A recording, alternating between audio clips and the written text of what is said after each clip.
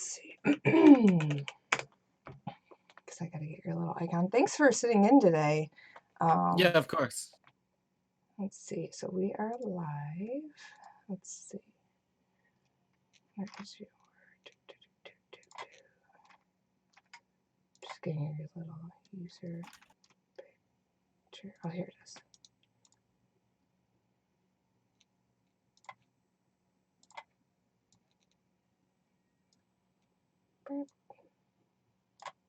Actually, I'm gonna do it this way. So it's the same because that's cool. What the hell was that? Weird. Okay. So I feel like my Twitch panels are probably set up really weird just because they don't know anything about how to set this stuff up. So sometimes I click on areas and there's like weird ghost areas that are highlighting something that's not there. And I'm like, I'm just gonna leave it. I don't know if it's broken, if I did it wrong. Okay. Okie dokie. Let's see here. Where is the Twitch? Okay. Okay. I'll give a couple minutes since I'm late. Usually on a little bit earlier. What are we on? Day 15 out of A lot. out of a lot. Yeah, because we have, let's look at a calendar. Let's see, we have February, we have all of March, half of February, and then half of April. Damn, dude. Good morning, everybody. And I think you're about a quarter-ish through the comic. Are you if I had to say? I was thinking about it earlier today. What was I thinking about? There was something Homestuck related I wanted to bring up. What was it? It was like either, I don't know if it was like something lore based that I was pondering about. Fuck, I should have wrote it down. It was like, I don't know. While people are filtering in though, I want to show you this. I haven't played it yet. This game I picked up from a convention. It's like a little card game. It's called Action Cats. I'm not being like paid to talk about this. I literally just thought it was cool and everyone wanted to talk about it because it's so cute. Have you heard of this? It's like, I haven't. Okay, so it's, I guess it was like a Kickstarter or something is from what they were telling me. But it's a storytelling game where you combine cards in your hand to tell a cat's secret life story. So it's kind of like Cards Against Humanity, and except with cats. And then all the Kickstarter backers, there's pictures of their cats in here. So like, I gotta show you this. So for example, like, you can see on the back, I'll hold it up to the camera, it's delayed. Ooh. There's little pictures of cats on every single page, on every single card. Just random cats. And then on the backs of the cards are an action. And so it says like, this cat is the ruler of their own tiny kingdom. And then you turn it and it says like, and they're about to do something terribly embarrassing. So you combine them like Cards Against Humanity, but you're describing the cat in the picture in a funny way, like their story. That's interesting. Yeah, and it's just, it's the cutest. I don't really have a lot of friends, so I get these games and then they just sit there because I don't have like parties or people over, you know. Oh no. But it's I've been dying to play it because it looks so cute, and it's just been sitting on my desk and I was looking at it like, oh, Action Cats. One day we'll play. Cool. Yeah, I can't remember what I was. Oh, it was something about Vriska. That's what it was. I remember now. Vriska. So, yeah, that's what I was thinking about. Ew. God, I'm such a disgusting human. There's just like an old piece of pizza in a bag on my desk from yesterday. Uh, Jesus. Um, I was thinking about Vriska, and I was thinking about what we learned about Vriska yesterday, and how we learned that it's kind of hard. It's hard to not think about Vriska. I it's know. true. Vriska's always present. Yeah, she's like, I know that I'm like deep in it, right? When I am getting out of the shower, there's nobody around, and I'm thinking about Vriska as like a 32-year-old woman. I'm deep, Vriska's always there. I'm deep in the shit. Um, but I'm thinking, what was it? I was thinking about Friskors, and I was thinking about, Oh no. I know, the last thing I should be thinking about at like 9 in the morning. Um, and I was thinking that I kind of got it. Well, I mean, I don't know if I get it now, but I think I'm getting why there is a little bit of Friskors. And I don't know if this is true, but is it because some people feel that it's not her fault because she's being manipulated to do these terrible things? That's Is that where it comes part of from? it, absolutely. Okay. There's a lot to it, just because she's very morally gray, I think. Yeah. Okay. She's an abuse victim in a way. Okay, you're getting it. Okay. Okay, I'm getting it. Okay. I was thinking it like clicked this morning after yesterday's thing, and I was like, oh, I bet that's where it stemmed from. Is people are like, it's not her fault because, like, she's being bullied and she's being manipulated, and she's kind of like it's like it would be kind of like if a person, it's like that stuff you hear on the news about people who, like a murderer say, but then you hear that, like, yeah, but growing up, they were locked in a basement for 12 years and beat every day with, like, so it's like part of you wants to be like, wow, it's never okay to murder people, but the other party is like, yeah, but how do you turn out normal? you know? Pretty much. Yeah. Doc Scratch manipulated her for years. We just don't see it. Also, forced to murder people is not a just what into the system. It's the system that makes trolls like Vriska too. She's not manipulated to do anything except Oh defend no, is the trolls. chat gonna become Vriskors? Oh no. I'm not trying to start Vriskors first thing.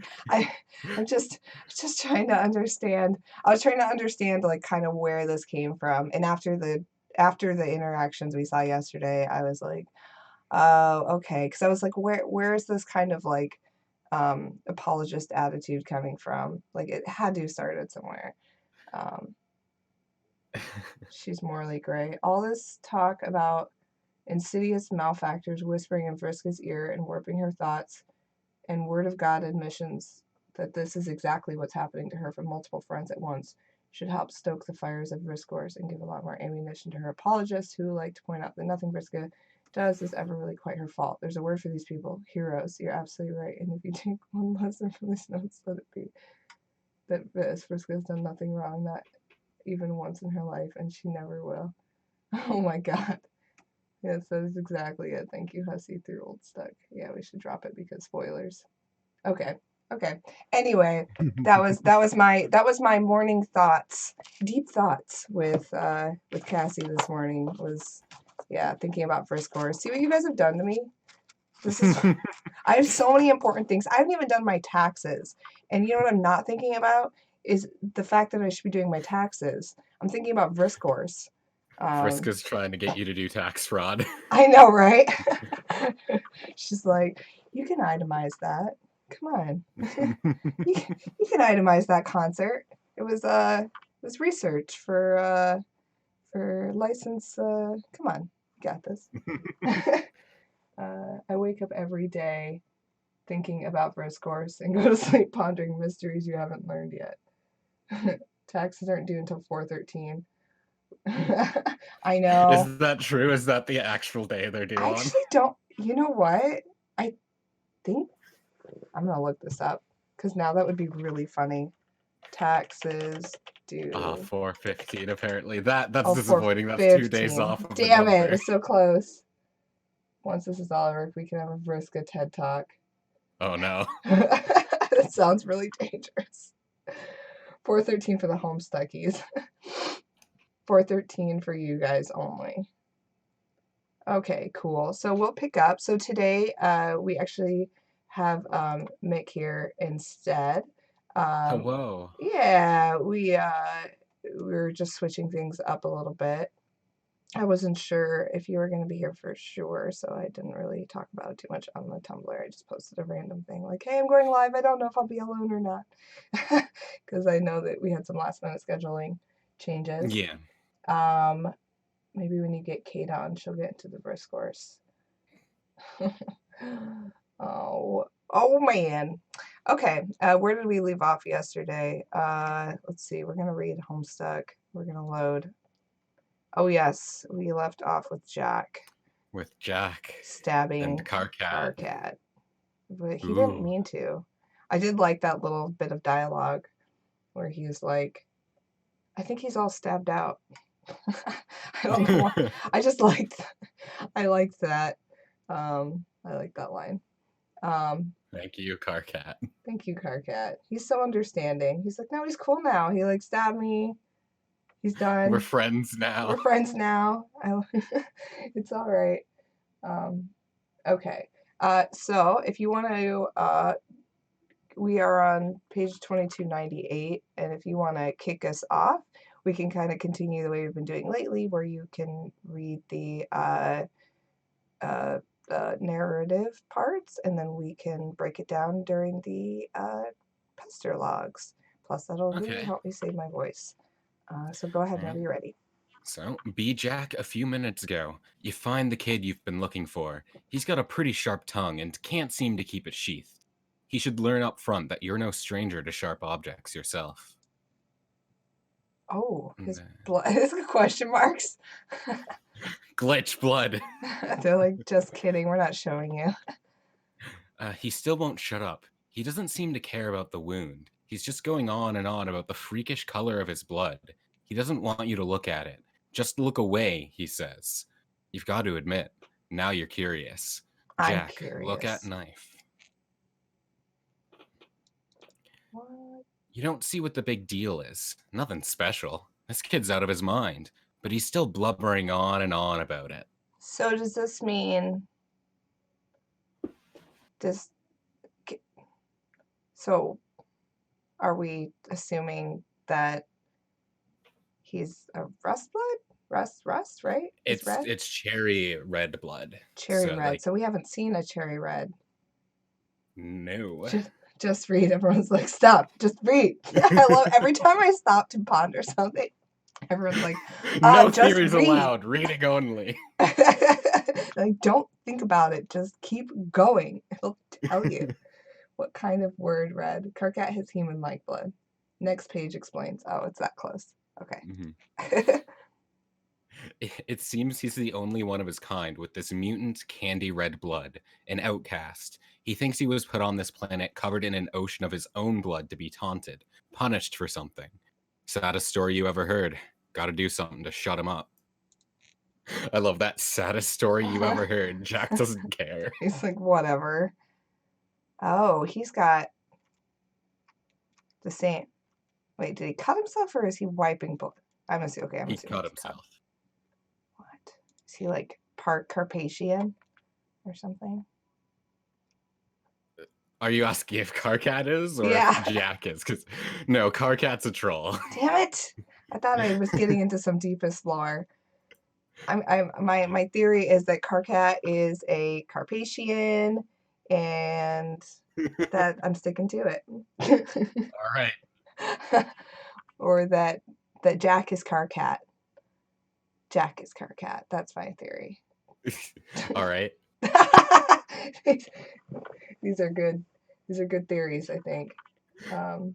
Don't do this. What if one of them have some sort of bloodborne disease? Don't touch hands. The whole like blood bond thing always squicked me out for that. This is not safe, guys. Do not do blood pacts. You will end up with diseases.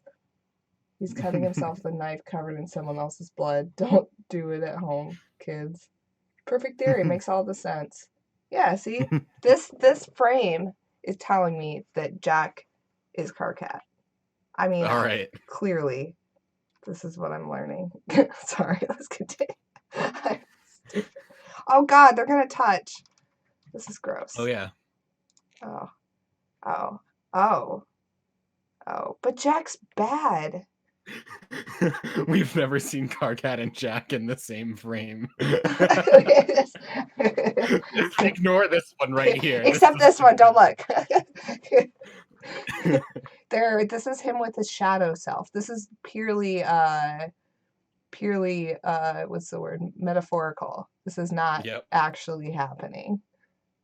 He's just making a pact with himself. This is a metaphor for his internal struggle, bond with his own identity. See, like Jack represents Karkat's identity with his own blood, right? And then this is a metaphorical joining of Karkat and Jack being Karkat, and him accepting the fact that he is different. See? Busting it wide open. I get this. I understand Homestuck. Perfect. Nailed it. Self-love. This is his self-love. See, you guys are getting it. I'm getting into the deep right now. The deepest lore. The deepest lore. The deepest Karkat lore. Karkat, be in cahoots with Jack. Oh. Huge bitch.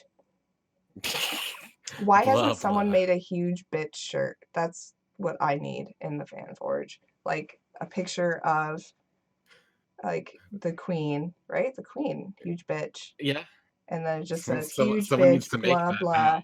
Yeah, and it has like the queen on it. Because I would wear that shirt, huge bitch, blah blah. I'd buy that one. Yes, please. An arrow pointing up and it says huge bitch.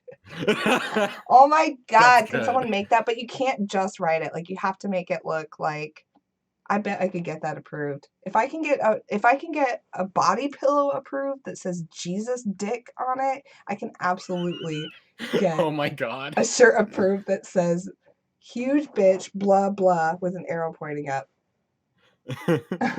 So I'm gonna need, you have to have the blah blah on there. And it has to like not just be like, it can't just be typed text. Like it has to look like it was like written, you know, and maybe a little bit of elements on it that make it look like maybe some like it was written, maybe like some ink spots. Mm-hmm. You're a legend, Cassie.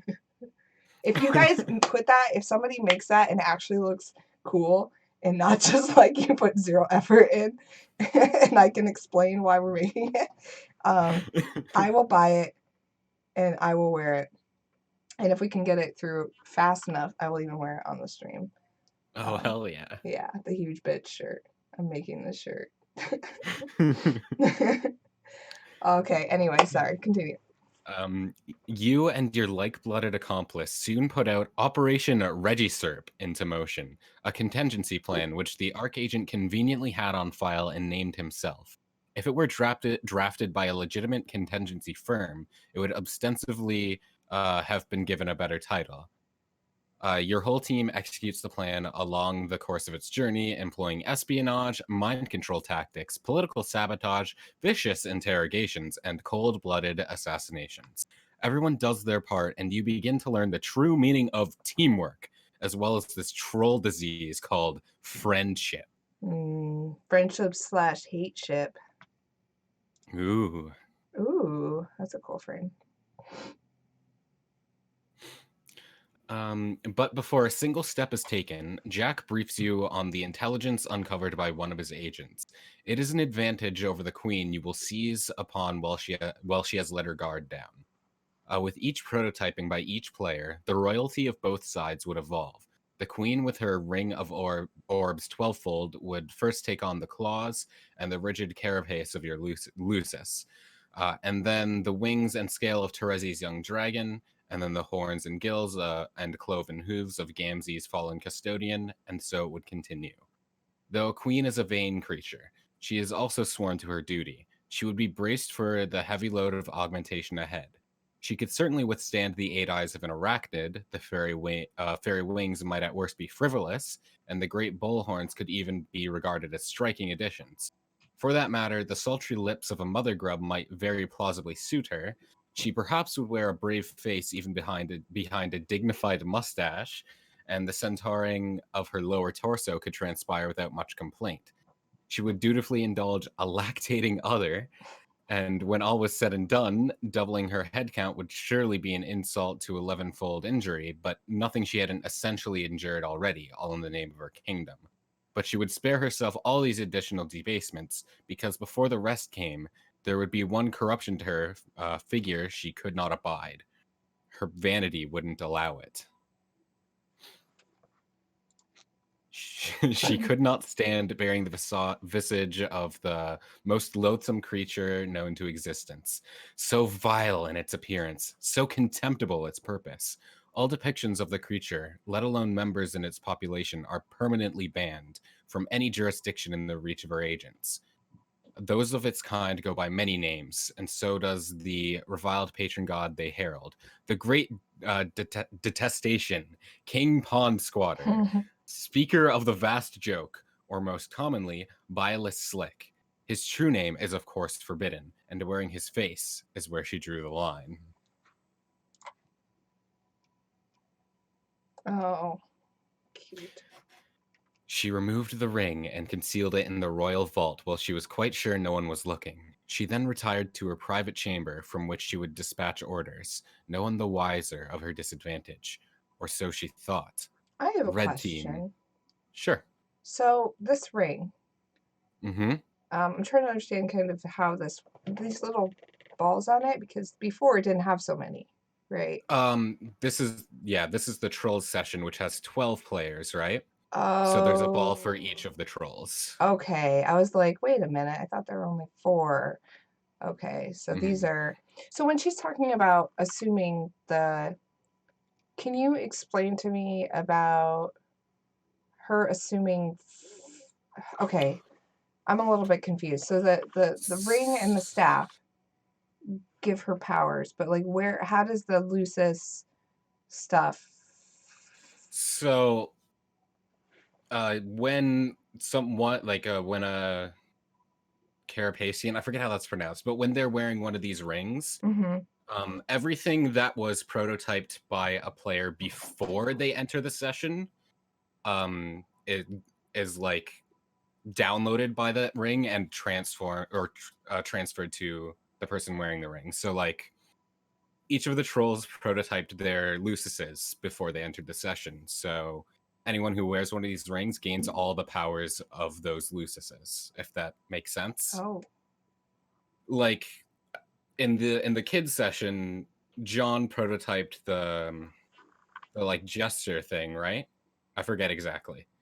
yeah. When you say Yeah. prototyped, are you talking about using the alchemitor or what? Um Like, remember before like the kids entered the session, there was that like colorful circle that flashed and like people would put things into that circle, the kernel sprite as they're oh, calling the it. kernel spray thing. Yeah, putting stuff into that transfers data to the game and it affects the game. Oh, so anything they put into that kernel sprite. They don't call it a kernel sprite in the troll session though, right? Yeah, but like cuz like Rose put her cat into that, and then like all the like imps in the session gain like cat features. Oh, okay. But Interesting. that only matters if they do it before they enter the game. After they enter, they can do whatever they want with it, and it won't have as much of an effect. It won't download into Yeah, the powers that be or whatever. yeah. Interesting. Okay. So the queen wearing this ring, she would have the power of all 12 of the trolls' lucises, because that's what they put into the sprite. Okay. Let me see what people are saying. And she would be horribly disfigured because of it. The ring gives her the And which is power. all fine unless there's a frog in there, I guess. Unless the frog, yeah, they would. It just never. Wait. Okay, I'll just let this question haunt me. This is the T. What? So no one. Wait, what does this say? So no one I can ask this question regarding time and space and life and heart and void and light to? Hmm? Oh. I think she's yellow merchant. Okay, I have a serious spoiler question I can't find answers to online. Okay, I don't. They would. It just never comes up. I think Wakanda Aradia didn't do her Lucis. She did a frog She did it. statue. I didn't remember that because it's been a while since I've seen that, but yeah. Oh, to get the queen to take off her ring.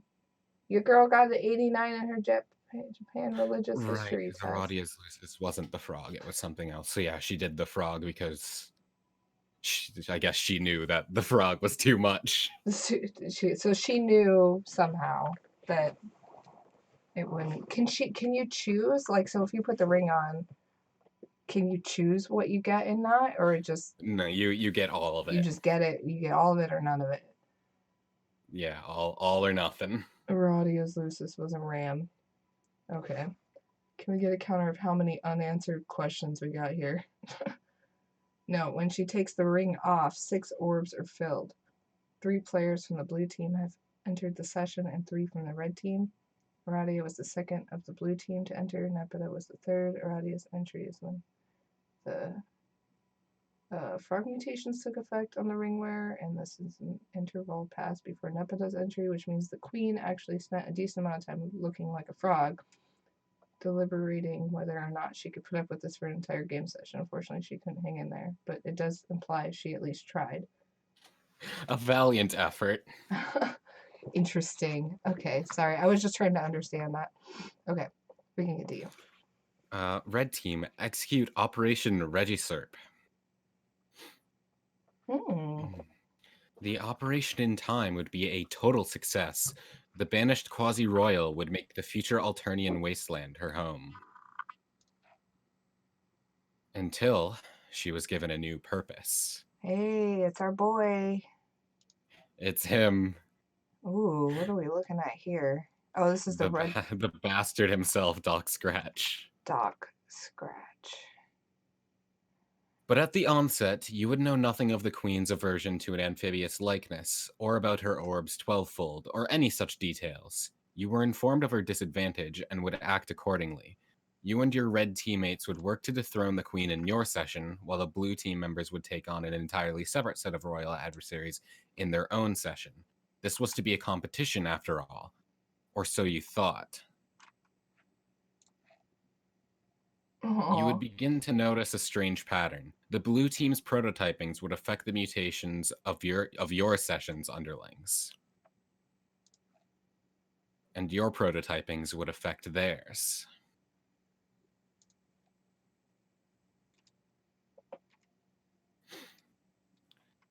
Though the signs pointed to 2 distinct sessions, 2 sets of mystic ruins, 2 opposing teams, 2 separate chains of connected players, this was all misleading.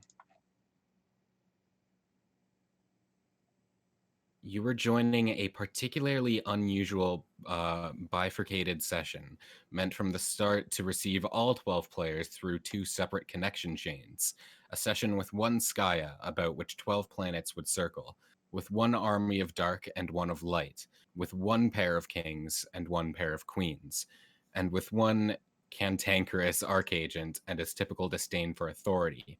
It wouldn't be until later in the session, when the full chain was nearly closed, that you would realize the truth.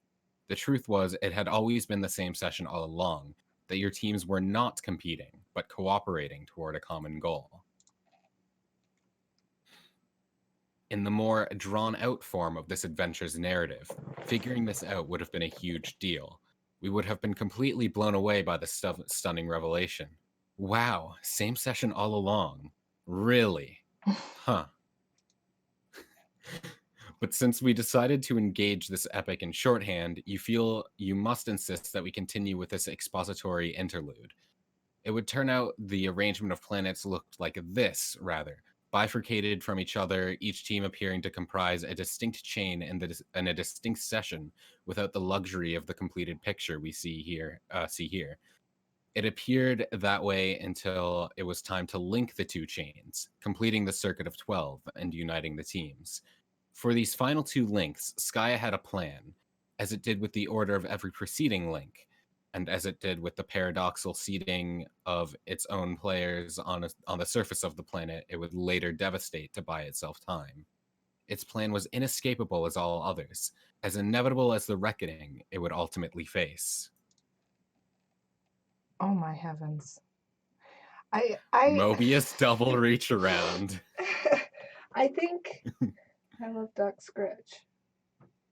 I think uh the more I read Homestuck, the more I feel I underestimate um the intelligence of children when this came out. Like, because I mean, I'm a grown ass woman, and like, no fucking way. Like, I am always fucking lost, and I just don't. Uh, is it because I'm getting old, or like like what is it, or are Homestuckers the most underestimated intellectuals? They're just hiding it by spitting in buckets, because I don't know how you keep up with all this. Like, I don't get it. It's a lot to take in, and I think a lot of stuff you don't really fully grasp until you've like actually finished it, honestly. Lots of rereads. Yeah. I never A lot of understood. people reread it and there's a lot of discussion about it. So there's a lot of stuff that like when I read I missed until like seeing people talk about it later. I'm like, "Oh, that's what that was about." Oh, true. I guess also, like, someone saying that, like, if it was coming out at like a slower rate, and it's coming out like what, a page at a time back then, right? Um, Um Roughly. I didn't read it when it was coming out, but I think he like dropped a bunch of pages at once, and then it would be like that for maybe like a couple weeks for people to mull over. We hold intellectual conferences, Homestuck TED Talks. I think that makes. I guess maybe that's also part of it. Is that, like, if this is coming out in smaller digestible chunks, that Mm-hmm. and everybody's into it, let's say, and it's the height of the popularity, you're in everyone's talking about it, and they're breaking down each, what, 5 pages at a time, let's say, Mm-hmm. and in minute detail every time they come out. So maybe that's also it, is that it's kind of meant to be ingested in these small, like, I feel like I'm eating a whole, like, Thanksgiving dinner at once instead of taking it course by course. So I'm like, oh, my stomach. Oh my God. And everyone's like, you're not supposed to eat it all at once. You know, I think that's part of it, is I'm trying to ingest a lot. I'll give myself a little credit, but at the same time, I'm impressed. Color me impressed at your guys' comprehension. You're making me feel like a real big dummy. A real big dummy. I'm so baffled by Hussey for coming up. That's the other thing. Yeah, I think about this and I'm like, Andrew Hussey, like, what? What? Where? It's crazy to me that, like, this is, it's like kind of on the level of like thinking about, I don't know, uh, Mm-hmm. you think of what, like Lord of the Ringsy kind of stuff, where you're coming up with like a whole world down to like deepest lore, and like just layers and layers of shit that you don't even see, or like, I just it's all very impressive to me. Let's put it that way at this point. Um, Hussey is low key really smart. Fan Mm-hmm. submissions were closed after a while, though. It took. Yeah, I don't know how long they did fan submissions. What do you mean by fan submissions? Like, because early on in the comic, like Hussey would like there was a forum that Hussey would take like suggestions and stuff from for like Oh, where sure. the comic would be like going next, kind of. I get it. Okay. I heard people would analyze every page thoroughly. Remember, a lot of it was improv and many commands were fan submitted. I think Act Act 4. four. Yeah. How Steve worked resolve it to make a tightly weaved narrative. Damn. Okay, cool. So Mobius double reach around. I'm also surprised that this isn't a shirt. Somehow. Like a very Yeah, artistic this is version of actually this. would be like a really nice design. Right? Yeah, that said Mobius double reach around, and it was like it was this, but obviously, dressed up. Not flashing, just both there. Yeah, they were both there and then dressed up to be more like aesthetic, I guess, like really cool, and because you could do a lot with this design, Mm-hmm. and make a good shirt design. Okay, continue. Sorry, I digress. The first line of this is making me laugh. This is exactly what happened. It's so relevant. Oh no. After How did watching you the know? phrases Mobius double and reach around toggle for a few minutes while in a sort of stupor, He you knows. finally snap out of it. Your attention drifts towards these two symbols.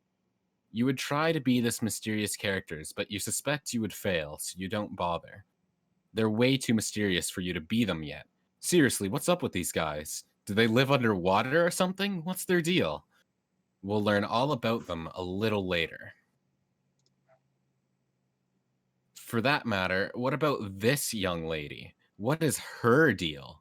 We'll probably find out about her later too. It will probably be quite some time before you get to be her. It could be very well be pages and pages and pages and pages and pages and pages. Seriously, it could take forever. Enter name. Oh, It's she.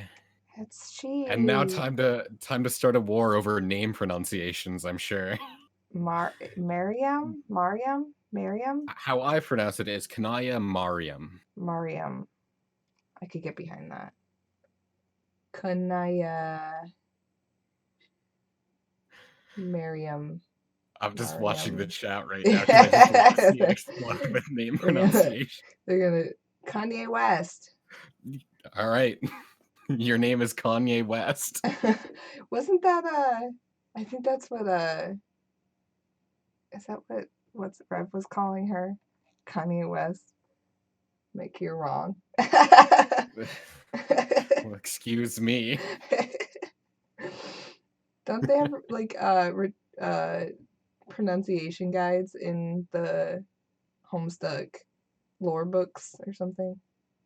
Kind of, but even people on the Homestuck team argue about name pronunciations with each other. Oh, really? Yes. Your Kanayam is Kanaya Kanariam. Kanai I think everyone can agree it's Kanaya. I think it's where the discourse is in the Mariam. Mariam. Mm-hmm. Mariam looks right, but I could see Mariam because Mary, but Mariam sounds correct to me. Sorry. Oh, there's the troll name pronunciation. Ave Maria. And then at the bottom, that's just how I say them. I don't actually care how you say them. All right, sorry, continue. You are one of the few of your kind who can withstand the blistering Alternian sun, and perhaps the only who enjoys the feel of its rays. As such, you are one of the few of your kind who has taken a shining to landscaping. You have cultivated a lush oasis around your hive, and in particular, you have honed your craft through the art of topiary? Topiary? I don't know what that Topiary, I is. think it is, yeah. Okay. Sculpting your trees to match the puffy oracles from your dreams. You have embraced the tool of this trade, which conveniently is the weapon of choice for those who would hunt the heinous broods of the undead, which crawl from the sand at sunrise to feast on the light and the living. It would be convenient if you actually hunted them, but it is, of course, far too dangerous. Every bit as suicidal as attempting to poach the terrible muscle beasts who roam at night. So you indulge your bright fascination with the grim through literature just before the sun goes down and you join your flora in rest. You immerse yourself in the tales of rainbow drinkers and shadow droppers and forbidden passion. You are one of the few of your kind with jade green blood. As such, you are one of the few who could be selected and raised by a virgin mother grub, an event so rare as to elude documented precedent. She would defend you from desert threats as though her life would be short. In time, you would assure her progeny. You are one of the few of your kind whose affection for the aesthetic strongly overpowers instinctive regard for the utilitarian. As such, you are one of the few of your kind who has developed a zeal for fashion and design and lively, colorful patterns. You decorate your hive with flora and fabric, as delicately or aggressively as inspiration demands. You are a seamstress and a rag ripper, or a tree trimmer, or a lumberjack, whichever you care to be, and your unique hive is equipped with a great supply of advanced technology to accommodate your interests. The technology and indeed the hive itself were all recovered from the ruins nearby when you were very young. The seed of your hive was deployed on the volcanic rocks beneath the sand with the assistance of your Lucis and her remarkable burrowing skills, and you have lived there happily together since. You know the ruins and the hive and everything here that is not sand and rock originated from the world of your dreams. You also know that one day you will visit this world while you are awake. That day is today. Your troll tag is Grim Auxiliatrix, and you tend to enunciate each word and you speak very clearly and carefully. What will you do? Kanaya, equip chainsaw. What Lumberjack lesbian. chainsaw? You are quite sure there is no chainsaw leaning on that bookshelf. There is, however, a tube of lipstick on the floor. Fine, equip that then. All right, let's settle down. No need to get hysterical. Oh, there goes your wardrobifier again. Never a dull moment in fashion when the randomized cycle is on. Apply. Oh my god, that reminds me of I wonder if I don't know if they're making a reference, but I don't know if anyone remembers the what back in like the 90s. Yeah, I would say it was the 90s.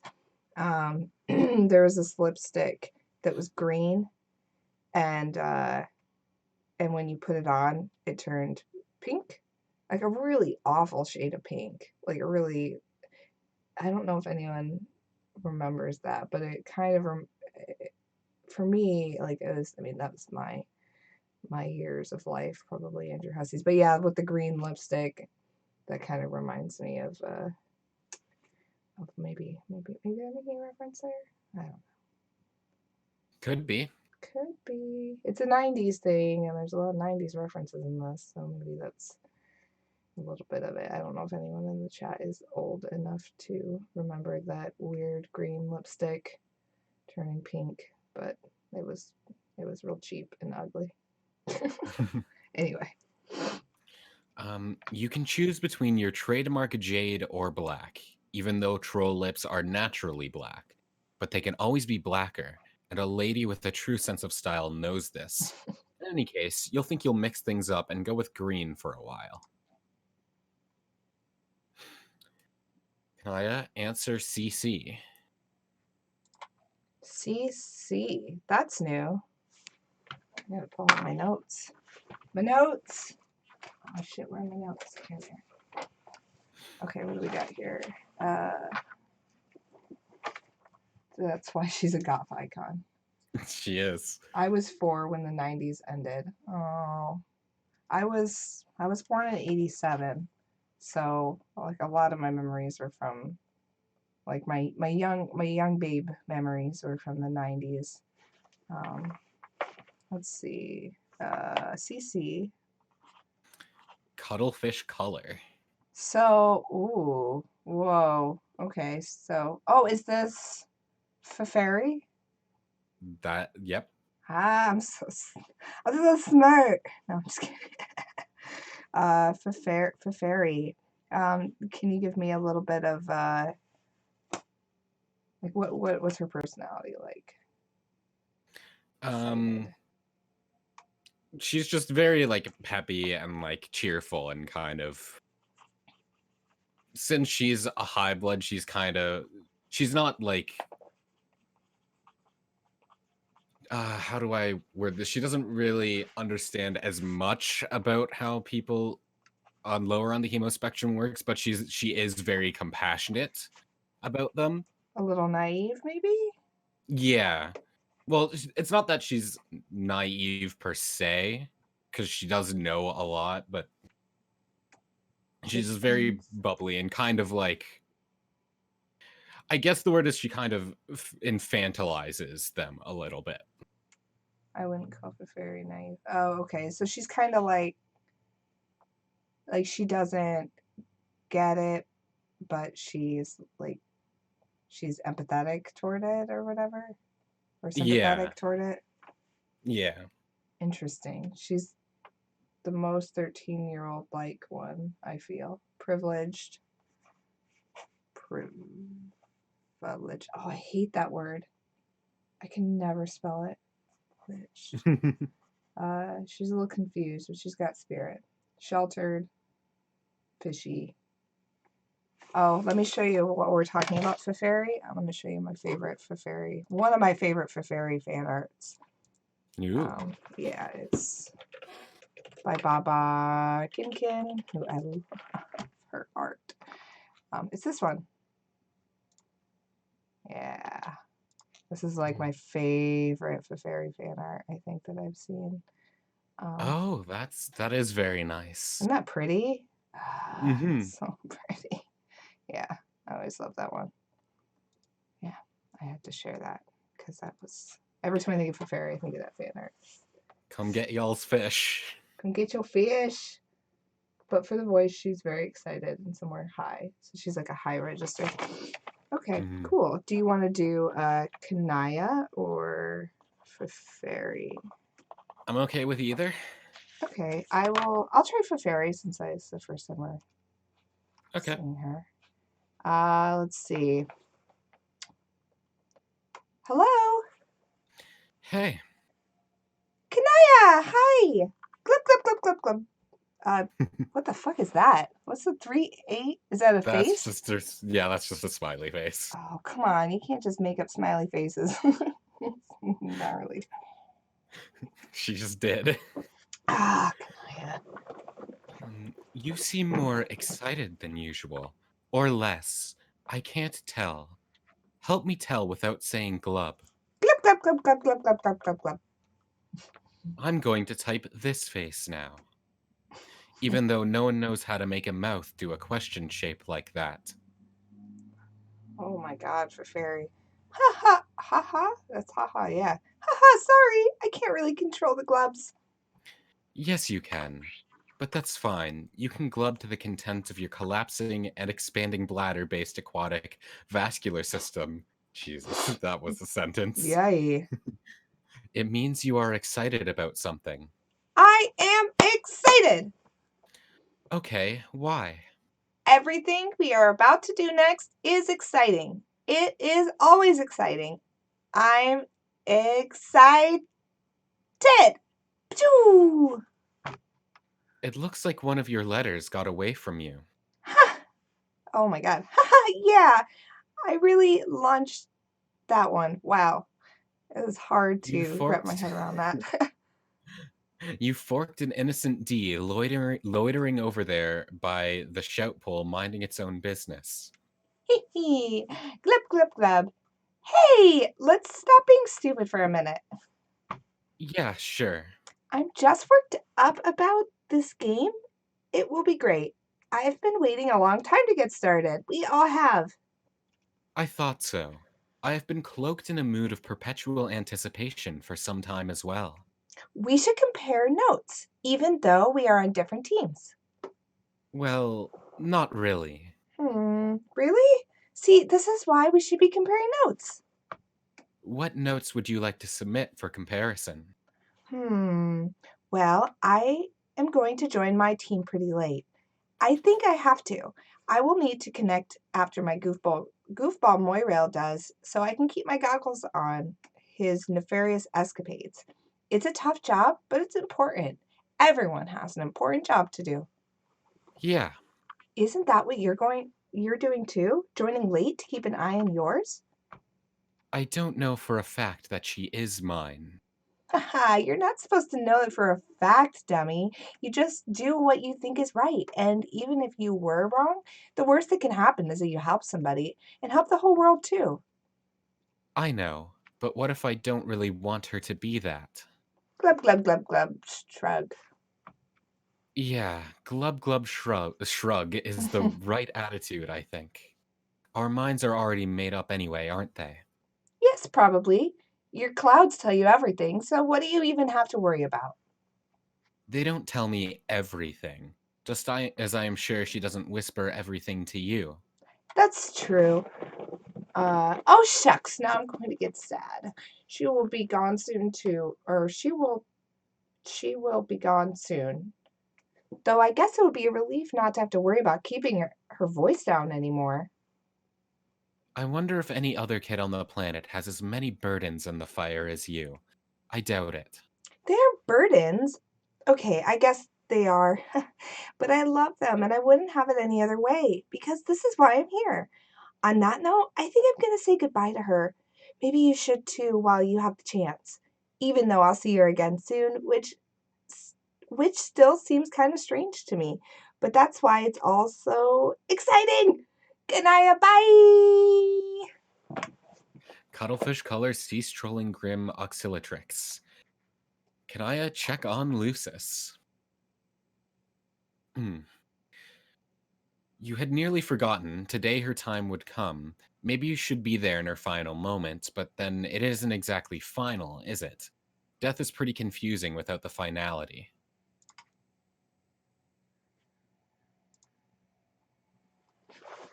Everyone's Lucises are dying. What is going on? It's too late. You'd better change back into your work clothes. No point in getting a good dress dirty. Go downstairs. She brought you this far. Now to live up to your end of the bargain. Operate. Mm, I Oh, actually read something online that said that chainsaws were originally, okay, hopefully I'm getting this right. The chainsaws were originally created to assist in childbirth. That it was something horrifying like that. It was like, yeah, see, Rice Milk says it. Yeah, it was like they were originally a medical instrument and it was like, here, I'm gonna look this up. yeah. I've heard that before, but I don't know much about Chainsaw's it. origins. Yeah, here it is. So it says, yeah, why was it chainsaw? When babies couldn't fit through, this is horrifying, or they would get Hmm. stuck in the pelvis, parts of bone and cartridge, I'm assuming that means cartilage, were removed to create more space for the baby. This is called a sphistio, wait, oh my God, whatever. So yeah, it was like two inventors invented the chainsaw in 1780 to make removal of pelvic bone easier and less time consuming. Like, can you fucking picture that? Like you're, That'd be horrifying. oh, I'm gonna scarily go into the Google image search here. Oh Oh, it's, no. here it is. Be Yes, careful. I know, right? Okay, so this is popular science, so we're okay, hopefully. But yeah, here it is. Chainsaws. Oh, yeah, I know I have ad blocker on. Come on.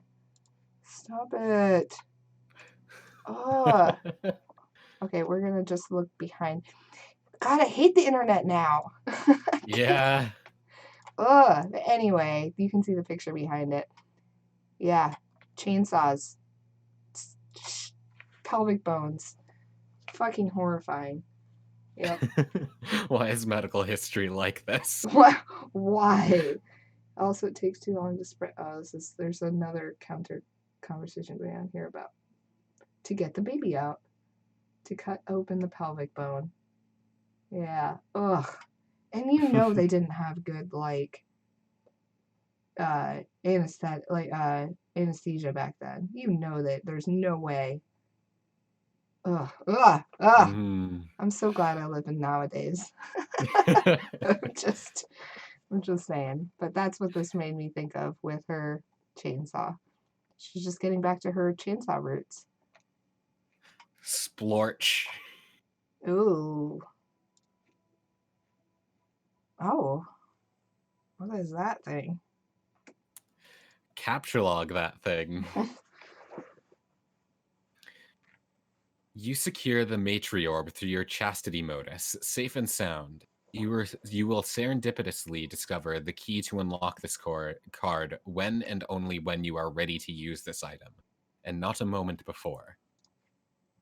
Look at this mess. All this blood and sunlight is stirring bright feelings within. You often fantasize about being a true rainbow drinker from your literature.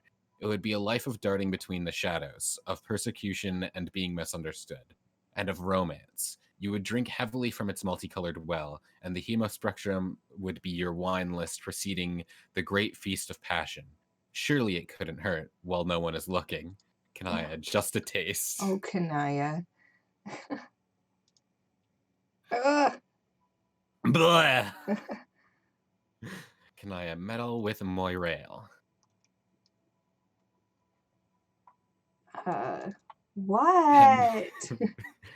Just wanted to know, is your Lucis dead yet?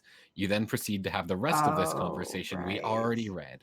Bugging and fussing and meddling through the special and magical union one can only describe as being in Moirail allegiance with another. At least, you guess that's how you would describe it. Mainly. Or maybe. Troll romance sure is confusing. So Kanaya and Vriska are... Did they ever explain what Moirails are? Didn't I just missed it? It seemed like they just started talking about it and I didn't. I don't know if they explained it yet, but it's basically platonic life partners. They're complicated. Wait, it's coming. No. It's more complicated than that, but platonic life partners is a good way to describe it. Okay. 50 pages or so. They'll talk more. I love it. Again, every time I'm like, so everyone's like, stop asking questions, just read. I'm sorry. I never know for sure if I missed something or if, because it's just as likely that I missed something. So, okay. And they're calling it romance here. So I'm just saying, it made me feel like I missed something. You will put her out of your mind for a while. It should be hours before you have to connect with her anyway. Might as well pack this thing up and head inside. Oh, what now? What could this guy want? It never ends. Answer CA. CA. Oh, God. I don't think... No, I don't think I've met CA. That's Aridin, right? This sure is Aridin. Aridin. CA is Aridin. So tell me a little bit about Aridin. He's kind of abrasive and thinks he's better than everyone. And I think the best word to describe him is an incel. What's incel? Do you not know? I don't actually know what that means. I guess we'll just call him a bastard then. Oh, 4chan nasty boy. What? Is he like, someone said fuck boy? Yep, that too. Nasty boy, fuck boy. So like, get ready for this awful child, the obnoxious, romantically tragic, genocidal fuckboy of the group. Oh my god. Bastard that thinks people owe him romance. Bastard. Is he charming at all? That depends on who you ask. It depends on who if you ask me, absolutely not. But some people probably think so, maybe. Yeah. Some damaged people like me. I'd be like, I love Aridin. Like, charming, no. Sure is Aridin. Obnoxious. He has stands. Obnoxious. Do you want to do Kanaya or Aridin? Once again, it doesn't matter too much to me. I'll do whoever, though I have no idea what voice to give Aridin. I'll try Aridin. Wow, he talks weird. I'm gonna try this though. Okay. Wow, I'm scared. Why does he type poorly? So he just, let's see, his quirk. Is his quirk just being bad at typing? Because there's like W's, 2 V's, 2 K for C. Yeah, he does type V's as like W's and things like that. Octopimp. And yeah, incel, he doubles his involuntarily W's and doubles his V's. Oh, incels involuntarily said. Oh, okay. Aridin's one of those people who, like, imagine him and Trump's son, and he has to grow up to be like his dad and feels he has to. He also is heartbroken with a kid with a lot of love to give, like every kid who isn't a romantic. He isn't an incel. Y'all don't know what an incel is because Cronus is 100% an incel. Aridin is 13. That's fair. These kids are 13. Do trolls so have ages like normal kids, though? Their time scale is different, but it translates to 13 Earth years. Oh, okay. 6 sweeps. Mm-hmm. I'll accept Aridin's. He's the equivalent of 13. Okay, let's. Yeah. Like that is fair. He is 13, so he does have a lot of growing to do, but he's still a bastard right now. How old are all the kids and trolls by the time this ends? By the time Homestuck ends, Yeah. 16, I think. Oh, okay. I'm just curious what the time period He's is. described as having a very wavy way of speaking, but I have no idea what that means. Wavy. Interesting. Okay. 16, 17. Okay. Well, I'll try. We'll see where this goes. What is this first line? Can make her talk to me. Interesting. Can make her. I know that's talk like to me, his nickname for Kanaya. Oh, okay. I thought it meant like can CAN. I was like, can make her talk. I was like, what? Okay. That sure is a sentence. Yeah, I was can like, make her talk to me. I was like, I'm already stuck. Can make her talk to me. Do something. Who? You're no good, conniving, fucking backstabbing girl crush. That's who. Overstating our relationship won't make me feel very cooperative. It's paler red than that, okay? Psh, that's a fucking laugh, and you know it. Everyone does. So help me out. Tell her to talk to me. I think she blocked me. You got to. Oof, it's hard to read. Why do I got to? I don't got to, and every time you take my help for granted, I feel like I got to a little less. Whatever. You are so the village two-wheel device when it comes to auspiciating. You can't let a grudge go by you. Oh my god. You can't let a grudge. I'm sorry, I'm butchering this. Go by you won't stick. Oh my god. He's an annoying one to read. He is hard. It's like a weird run on. You can't let a grudge go by. You won't stick your busy stem betwixt to get with the program. Oh, Jesus. Fussy fangs. If your slander weren't so predictable, I'd block you too for saying that. Has it occurred to you she may have blocked you because you are very overbearing? I just said that aloud now in your silly accent. Oh, very, very overbearing. I don't know how to read that. Yeah, I'm like, what's his accent? I want to know how people read him. I just said that aloud in your silly accent and had a private moment of enjoyment. I gotta hear how people... Aridin. How's this guy do? Let's hear. Who's this? Yeah, well, since we are the palest of pals a guy could ever ask for, I will tell you. You have to pick a Pokemon. That was sort of scrapped early on, right to me. Stuck out to me in particular. Your inflections. He's not talking about it. Two. Second, there's the nasally forced. This guy made a. You're no good, conniving, fucking backstabbing girl crush. That's who. Second, there is the nasally forced This guy quality made a to it. 6-minute video Taking about this, didn't to he? the front of the nose. Then I can combine the two It's to make it funny sound more having rubbery. the We'll stream also muted so you don't echo for me, because now I'm just like watching him just like talk at the camera in silence. Octopimp cursed. Okay. Yeah. Just like watch one of his videos. Yeah. Oof, he is hard to Octopimp. Oh god. I'm just gonna have to accept that I'm gonna do a really bad Aridin, I think, because watching his videos. Ask Aridin. Yeah. I'll just have to fudge it for now. Because this is That's fine. confusing. I'll have like Yeah, a just really talk good like a Aridin on snob. the show. Yeah. Oh, talk like a snob. Oh, that's kind of, yeah, I guess that's kind of what he's going for. You should just do your own Aridin. I know, I can't, he's so, this one's hard. Where am I? Right. Oh, down I just here. said had a private Private moment of of enjoyment. enjoyment.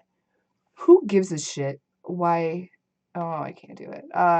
Who gives a shit why she blocked me or about my fucking manners? Come on, you've got away with her. I figure you're going to oh, Jesus. I am sorry. Auspicize? Auspicize? Auspicize any two brine suckers who sneer at each other in a funny way. You might as well make it official and be ours right. Your black solicitation just seems really indecent. What do you want from her anyway? She made me something per a prior arrangement. She will deliver it when we meet in this game, but I don't know what the logistics are yet. I'm trying to Aridin, what are all these words? what are these? This is killing me. Okay, I'm looking this up. What the fuck is this? It didn't even bring anything up. It's a Urban Dictionary word? The act of Okay, this isn't helping me though. It means to act of meeting it for a first time, an act that must first happen to allow a reconnoiter. I hate this. I hate this. Ah, I can't do it today. I'm trying to connoiter with her, but she's blowing me off again, fickle dirt scraping land hag.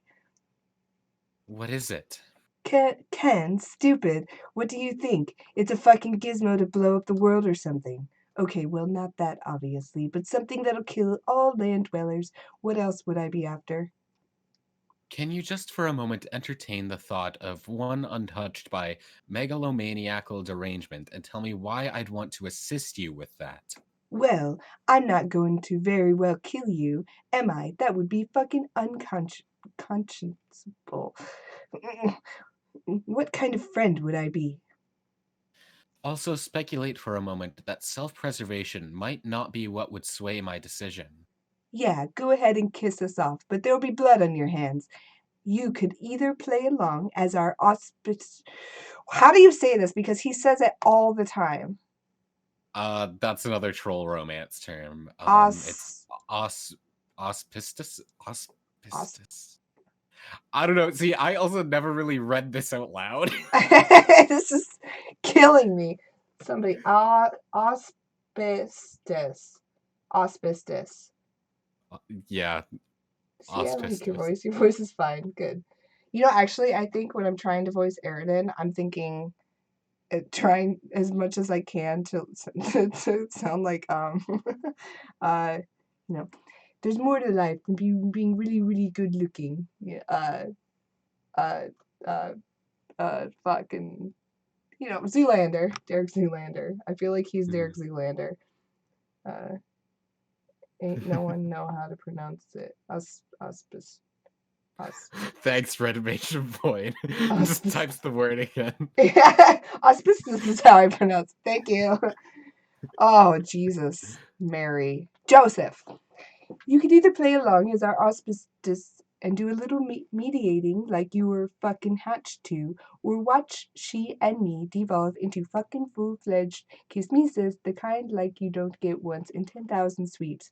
You know that's what it would be. There would be rainbow rivers running through star systems, all nebulizing like liquid fireworks.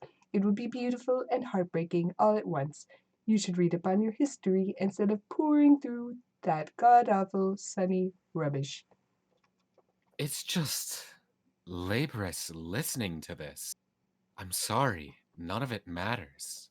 Yeah, it does. It's important, sorry, but the fate of the race and purity of the bloodline is important excuse for me being concerned. I know, but you really should know by now the world will end tonight regardless. Land and sea dwellers alike will all die because of the game we are about to play. And I agree, the fate of the race is important, but it's in my hands now. All of ours, really. Huh. Well, okay. Really. Someone was trying to call me. Ordinarily, I'd call bullshit on terrible stinking BS like that, but I know you don't really lie about stuff, unless it's to yourself. But that's why I bother. But that's why I bother even talking to you. I wouldn't even be here saying any of this otherwise. So did your clouds tell you that? The doomsday scenario in particular? No, not exactly. I got clouds, and they don't tell me shit. They hide nothing but misfortune and monstrosities. Fucking pain in the ass, fucking clouds. So how do you know then? Fucking pain in the ass, fucking clouds, huh? I have another source. Okay, well, you are jacked tight the fuck into this thing in so many ways. I don't know what to say anymore. Whatever, we will just play and find out, I guess. So, can you tell her to talk to me anyway? No.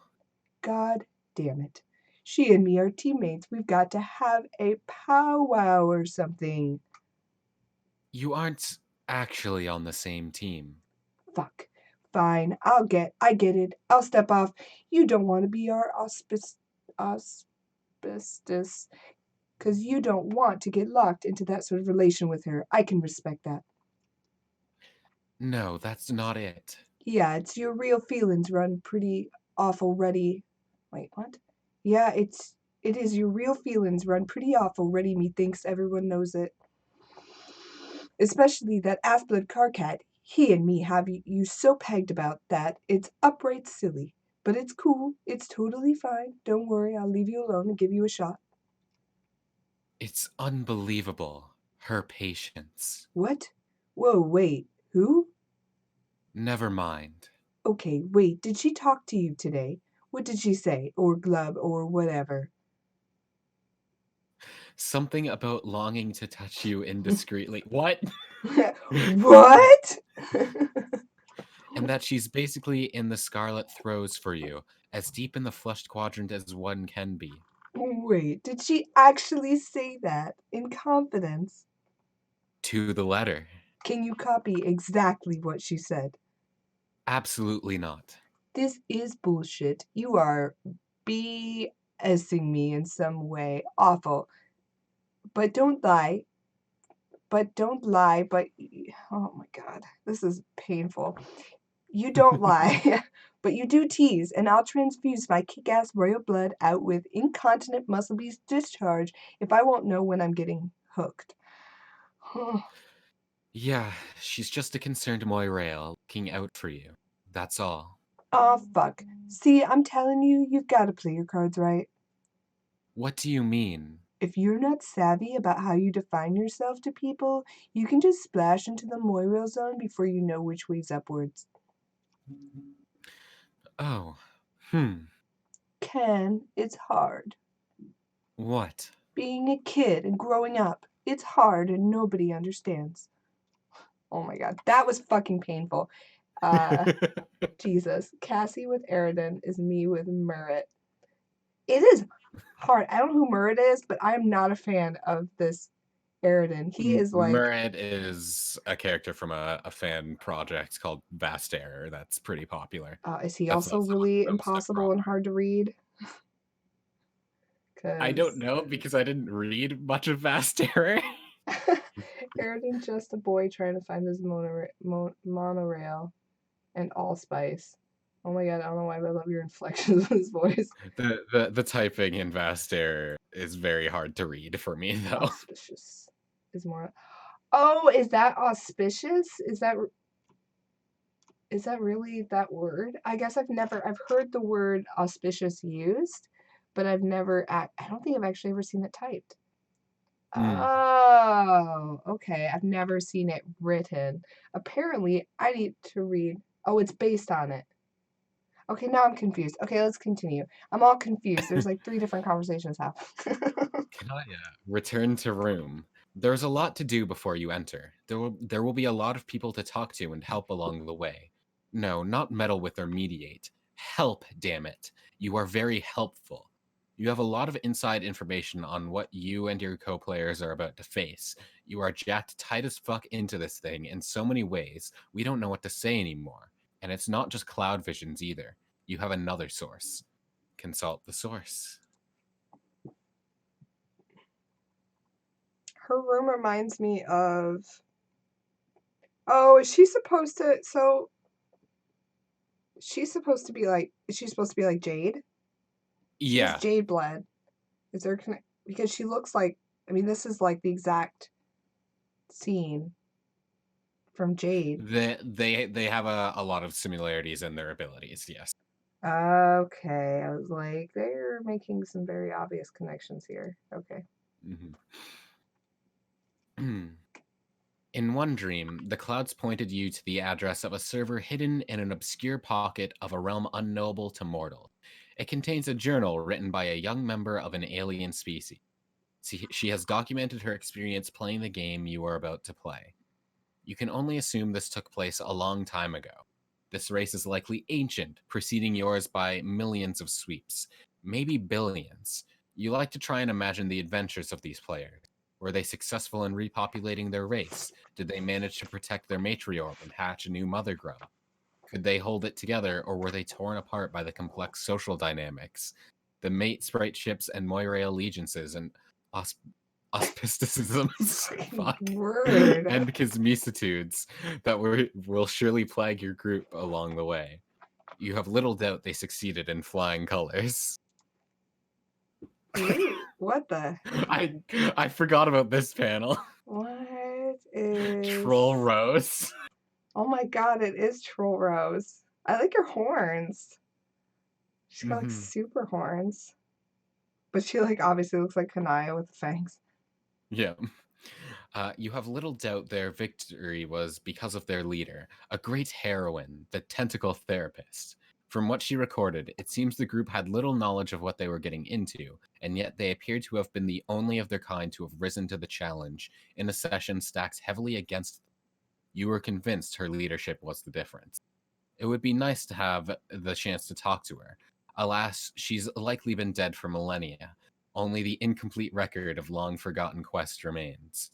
On the other hand, if you were to discover her quest ended in failure, it might be somewhat disillusioning.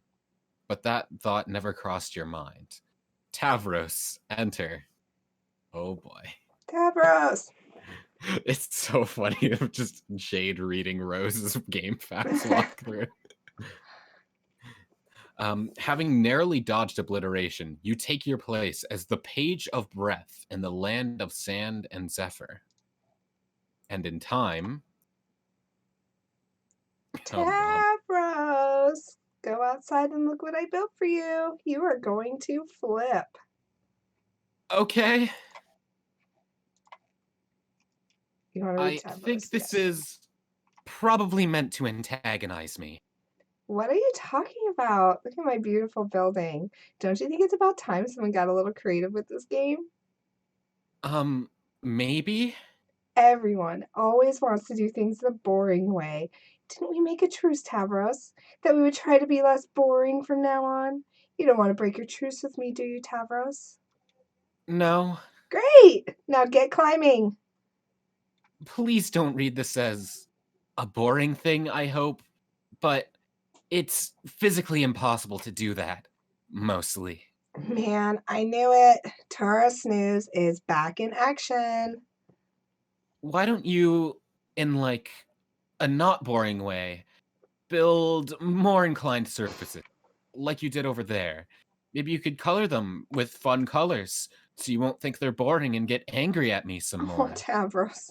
I like how like she breaks his legs and then asks him to climb some stairs, and then he's still Yeah. sorry.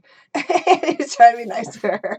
He's like, I just love the opening. Like, I think this is probably meant to antagonize me, just sitting in front of some stairs. right. Oh, buddy. Poor And he's Tavros. like, it's okay. Like, could you just take me on a ramp, or don't be mad at me. I built that ramp because we were in a hurry to save your life, remember? A dead Tavros is even more boring than alive and crippled Tavros by a slim margin. My stair structure is lovely and I'm not changing it. Now, hop out of your wheel device and get climbing. Climbing. Or crawling. Whatever. Stop being so helpless. It's pathetic. It will take a long time. What's the rush? You're in the game, safe and sound. Look in the sky. Do you see any meteors? I sure don't. But there are imps around, and I'll be sort of defenseless lying down on the stairs. You did not just use that excuse. We both know you can commune with those things. Hey, why don't you psychically command them to carry you up? Oh my God, that is a great idea. Once again, leave it to Fresca to come up with the creative solutions. I wouldn't really want to make them do that. I just don't understand why we can't do this the easy way. What good would that do you? Whatever the purpose of this game is, it makes you work hard for it. That way you become stronger along the way and are better prepared for whatever's next. Remember when we used to flarp together? It was this exact same principle, and that's why you were always outmatched. You were too soft and not well prepared. Nothing comes easy, Tavros. That is why we go through the trials in the brooding caverns when we're young, to make sure we're strong when we come out. Do you remember the trials, Tavros? Not very well, no. Well, I do, and they were a bitch. But now I think about it, it would make perfect sense if your trials were really easy by some mistake. That is why you're such a soggy phlegm sponge, and why you get picked on by such a sad, frail little Lucis. Sad face. Oh, but that's okay. Probably wasn't your fault, just a bad break. You're lucky to have me as a server player so I can challenge you and help you get strong. Now hop out of that seat and get climbing. I will deliver the device to you once you're at the top. Climb, pupa, climb!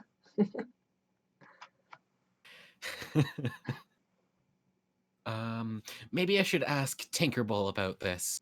He's really smart, now that he can talk. No, you don't need help from your lame bull fairy. He's only holding you back. He's my friend. God, pathetic. This is getting frustrating. Why do I have to get stuck with the cripple? Ugh, just my luck. Do you have any idea how inconvenient this is? Do you have any sympathy for what I'm dealing with here? You're so inconsiderate. You just sit there looking smug. It's infuriating to look at you. You haven't even thanked me, or apologized for that matter. Thanks, Friska, for saving my life. I'm sure it was brave and heroic and pretty of you. Also, I'm sorry from the bottom of my neck. Seriously, how hard would that have been? Okay. Thanks, I guess. But sorry for what?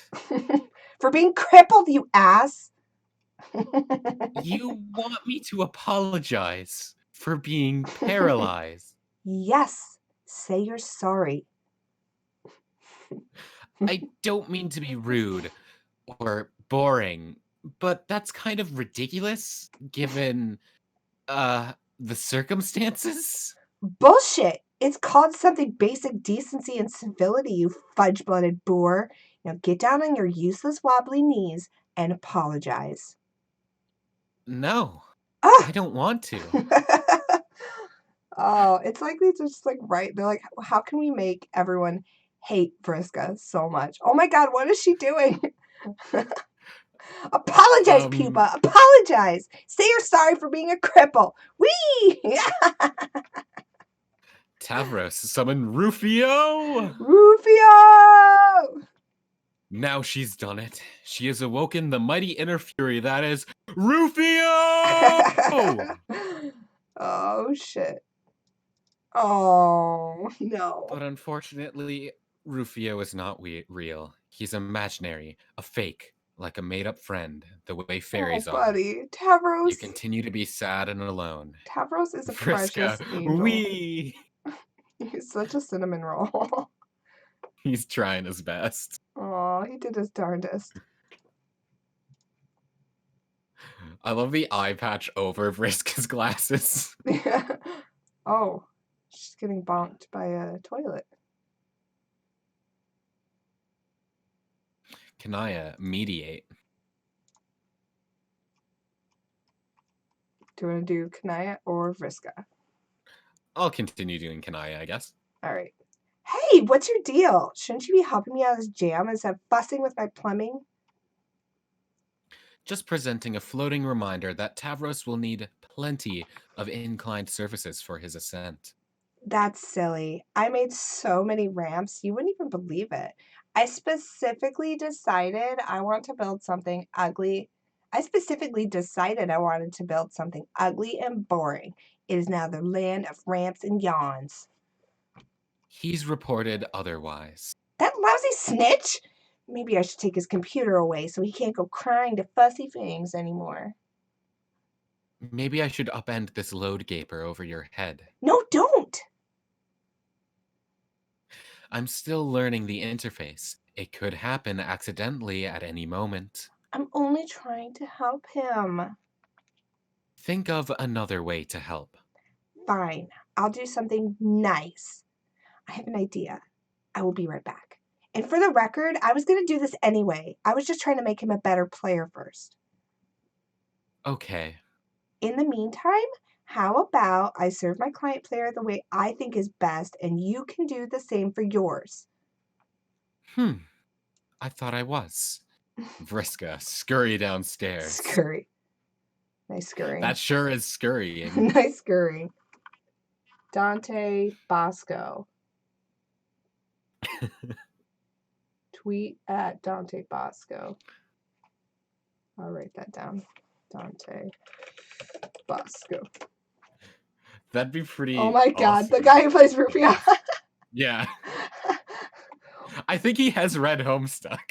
Oh my god. Yeah, we got him for the epilogues. We need him for Openbound. That's not a spoiler since that name is. He showed up on Odie's epilogue stream. He did. He's a fan of Homestuck. Oh my god. That would be amazing. Oh man, that would be amazing. Yeah, that'd be pretty awesome. I gotta try. I gotta at least try. Oh yeah, and he's Yeah. a pussy. He's a fan of Homestuck. Damn. I'll talk to my peoples internally, and maybe I can find a good way to get his attention. Mm-hmm. Cool. Mm-hmm. You make your way down to one of your innumerable loot strongholds where you stash riches and golds and jewels and prizes plundered during your campaigns. There they are, your rocket boots. You must confess you will find favor with just about any kind of footwear as long as it is bright and red. You would wear these striking boots even if they were broken pieces of junk. But as it happens, they work just fine and they are awesome. Take them. And now we go back up. Quit cleaning up after me. You are so ridiculous. Get code. I love her, oh, what's it called? Are they called strife moduses for the trolls? I assume they're called something else. Isn't that what they're called? Modus? Strife modus is what they use to fight, yeah. Oh, sorry, is it? No, I can't remember what they're called. Are they just called moduses? Are they called? I forget the exact terminology. Somebody help. Capture logs. Capture logs, that's the one. Modus and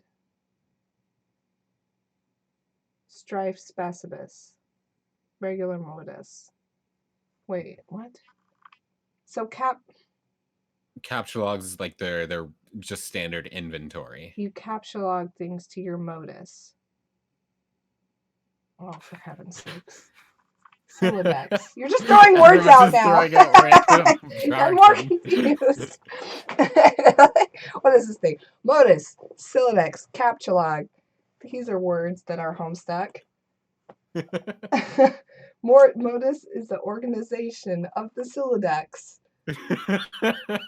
This is beep bop is the bleep bloop to the beat gok. Got it. I don't remember anymore. I'm 90% confidence. It's all just jargon. Beat gook is bleep blop to the boop bop to the beat boat. Beep boop bop. Got it. Thanks for clearing that up for me, stream. I am so understanding now of this. Understand Homestuck so much better. It's all clear now. Because of course this is the explanation. Like, don't forget the hudgewam. Like, gonna bleep blop the bleep bleep boops and the bleep block. I feel like it's like a weird everything's based around some sort of strange like Cosby talk. Don't forget the hudgewam, the end of the this is like the end of the history of the entire world video. Modus is like stack and tree and modus and captchalogue and Sylladex. And these are Homestuck words. And now I understand Homestuck. Bleep bloop blop. What's that one word I hate a lot from the early Homestuck? Fuck. There was that word I really. They were like the early episodes. And it was like. Oh my god, I think I was so traumatized by it. I put it away, never to think about it again. Does anyone? What did it refer to? It was something abscond. No, it wasn't abscond. There's a word that I had a lot of trouble saying in the beginning, and it incisifear. That's a word that wasn't, but it is now. It had something to do with the that machine that was in John's living room that they put things into. The kernel, it was something about the kernel spray or Cruxite. Maybe Cruxtruder. That's the word. You got it, Soapstone. Cruxtruder. That was the other word I hated. It was always like, I always felt like I was like spitting on myself when I said it, or like tripping over. Like it's like Cruxtruder. Like it's just too many harsh syllables in a Cruxtruder. Like it just doesn't. I just don't like it. I don't like that word. Cruxtruder. John has a stack modus at the start to hold his items in his Sylladex like a bag, and his strife spacibus holds his weapons. See, Red Mage, you think that clears it up for me? It just makes it sound more confusing. I'm like 70% confident captchalogue is a verb. I think captchalogue is a verb, actually. Yeah. Is it? It's like you're captchalogging something by adding it to your inventory. It's okay, Cassie. See, you guys don't even know, and you guys are the experts, so I don't even feel bad anymore. This shows how fucking hopeless chat this is is. just trying to fucking figure it out. It's like, if you guys don't know, I don't even feel bad right now. It's not super important. I just need like an ongoing list of words in Homestuck I hate. I'm gonna write that. I'm gonna do that now. I'm gonna start this list of words I hate in Homestuck. Here we go. We're gonna do. We need a big pen for this though. A big red pen. Oh hell yeah. Words. Oh wait, we're gonna turn that over the other way. Words I hate in Homestuck. Number 1, Cruxtruder. Number 1 is definitely Cruxtruder.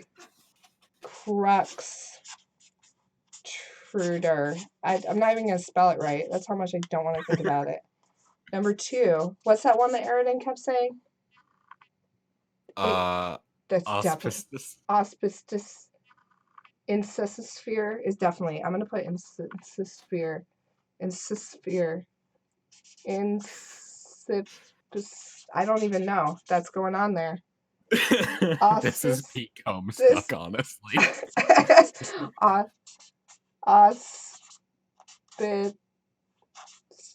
I'm just gonna go with it. This isn't even spelled right. Insphere, Silodex.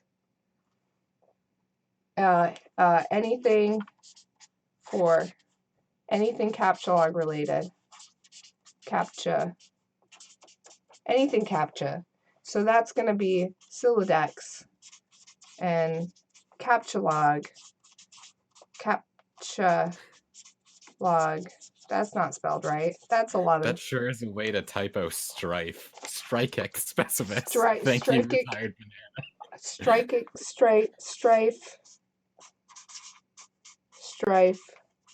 Specibus. We're gonna just. So this is my list so far of the worst words in Homestuck. Christshooter. Inspecific. Auspicious. And any CAPTCHA, Silodex, CAPTCHA log, strife specifics, all these things. We're going to make a big list of the worst words in Homestuck. And then we're going to fucking burn this. I'm going to burn it on stream. I'm going to put it in a little bucket. Oh, and I'm God. going to set it on fire. And I'm never going to say these words again. Kismistitude? Oh. Yep, that's on the list. Kismis. What the fuck? Kismis. Let's just do a lot of M's and I's and S's. We'll add that I one. like how even people in chat aren't dedicated to like spelling shit correctly. This is the last one. Kimis, There's like 5,000 S's in there. There's a lot of S's. I'm pretty sure that's pretty much right. Kismissis. Yep, nailed it. Got it. Nailed it. This is our first list. This list is gonna grow. It's kiss plus nemesis. Is that the origin of the word? That makes so much sense. Kiss plus nemesis. I just took kismesis at face value. I didn't put together that it's meant to be kiss nemesis. Oh, see, it seems like an equal measure in Homestuck. There are like meanings and not meanings behind things, and because of that, you just never know what you're overthinking. And then you go back to the cardinal rule of the more I know about Homestuck, the less I know about Homestuck. So all Hussey's fake words have actual origins, I'm sure, but I also just take them all at face value. Actual with big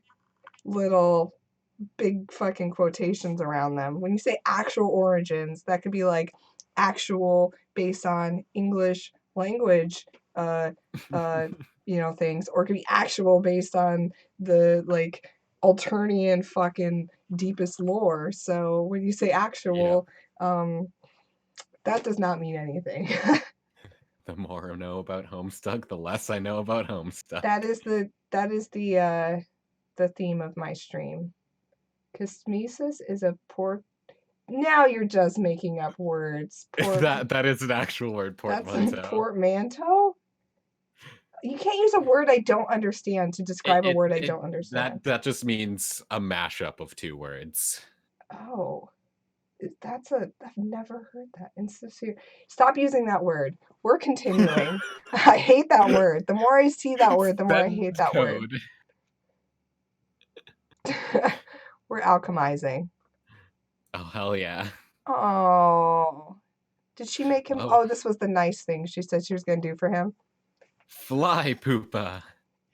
Oh, he's going. He is going. He's going. Yay! And again, in time, lead fearsome entourage into ruins. Ooh. I like the mustaches that they have in the distance. Wait, I missed that. Where's the mustache? Oh, I see them. Oh. Mm-hmm. Are those from the disgusting horse thing dying? I think so. Yeah. Confer with teammate.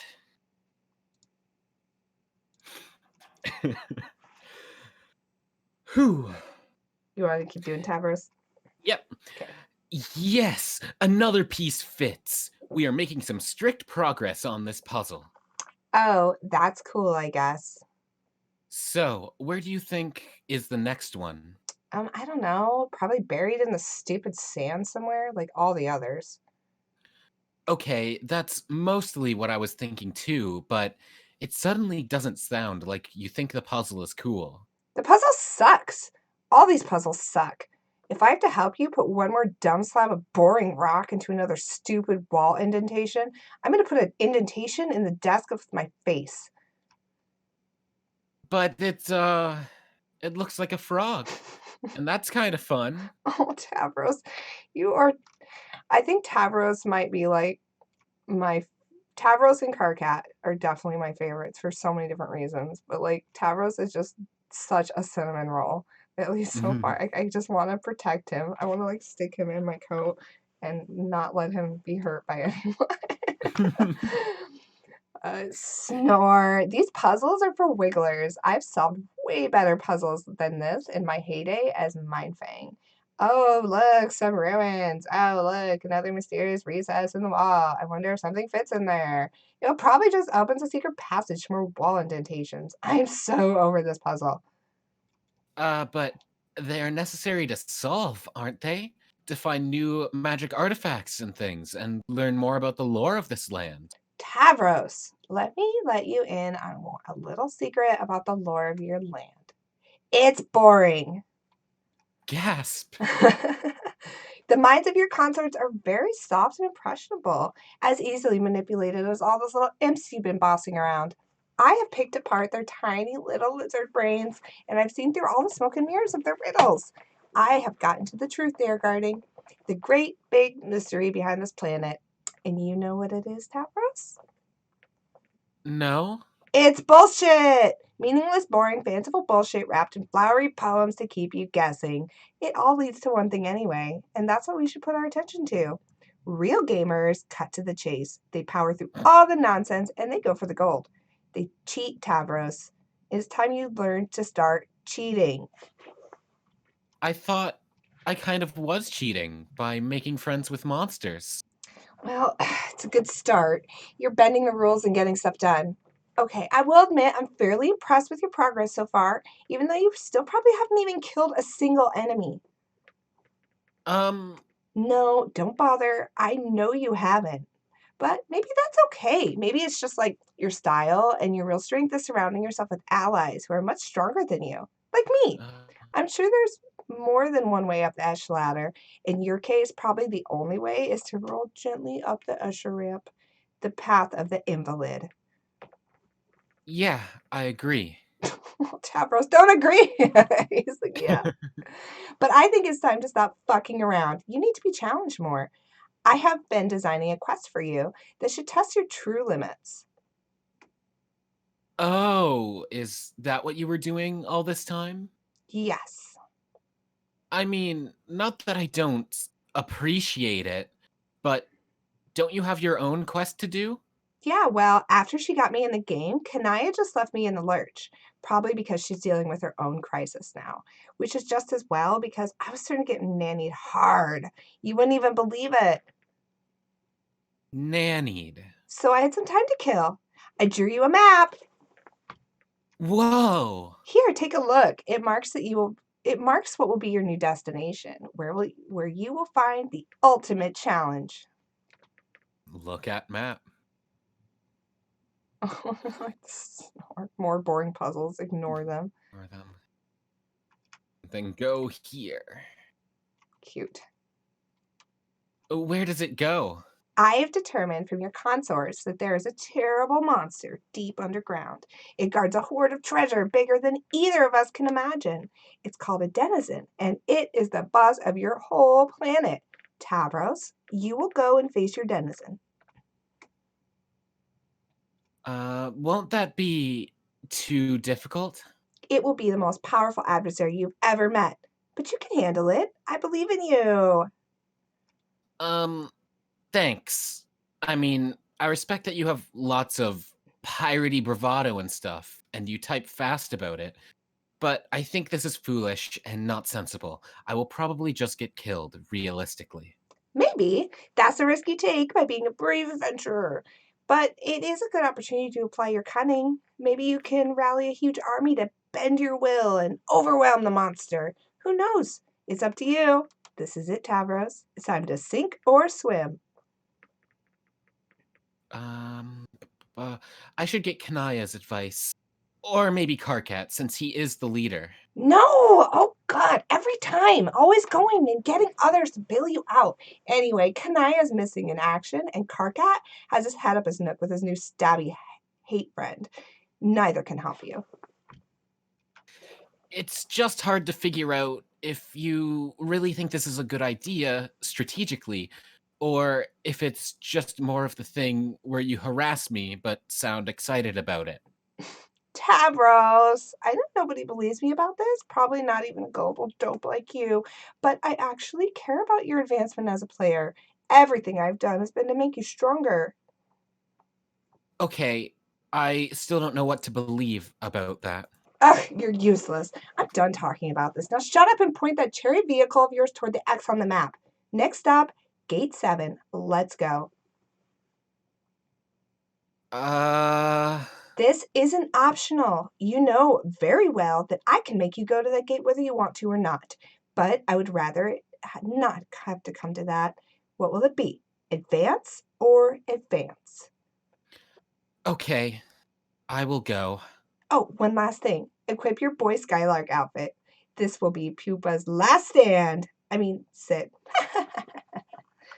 Point cherry vehicle towards X on map. Uh-oh. This does not seem like it's going to go well. You proceed through what seems to be your second gate into the land of maps and treasure. The thief of light lies in wait. Vriska, wake up.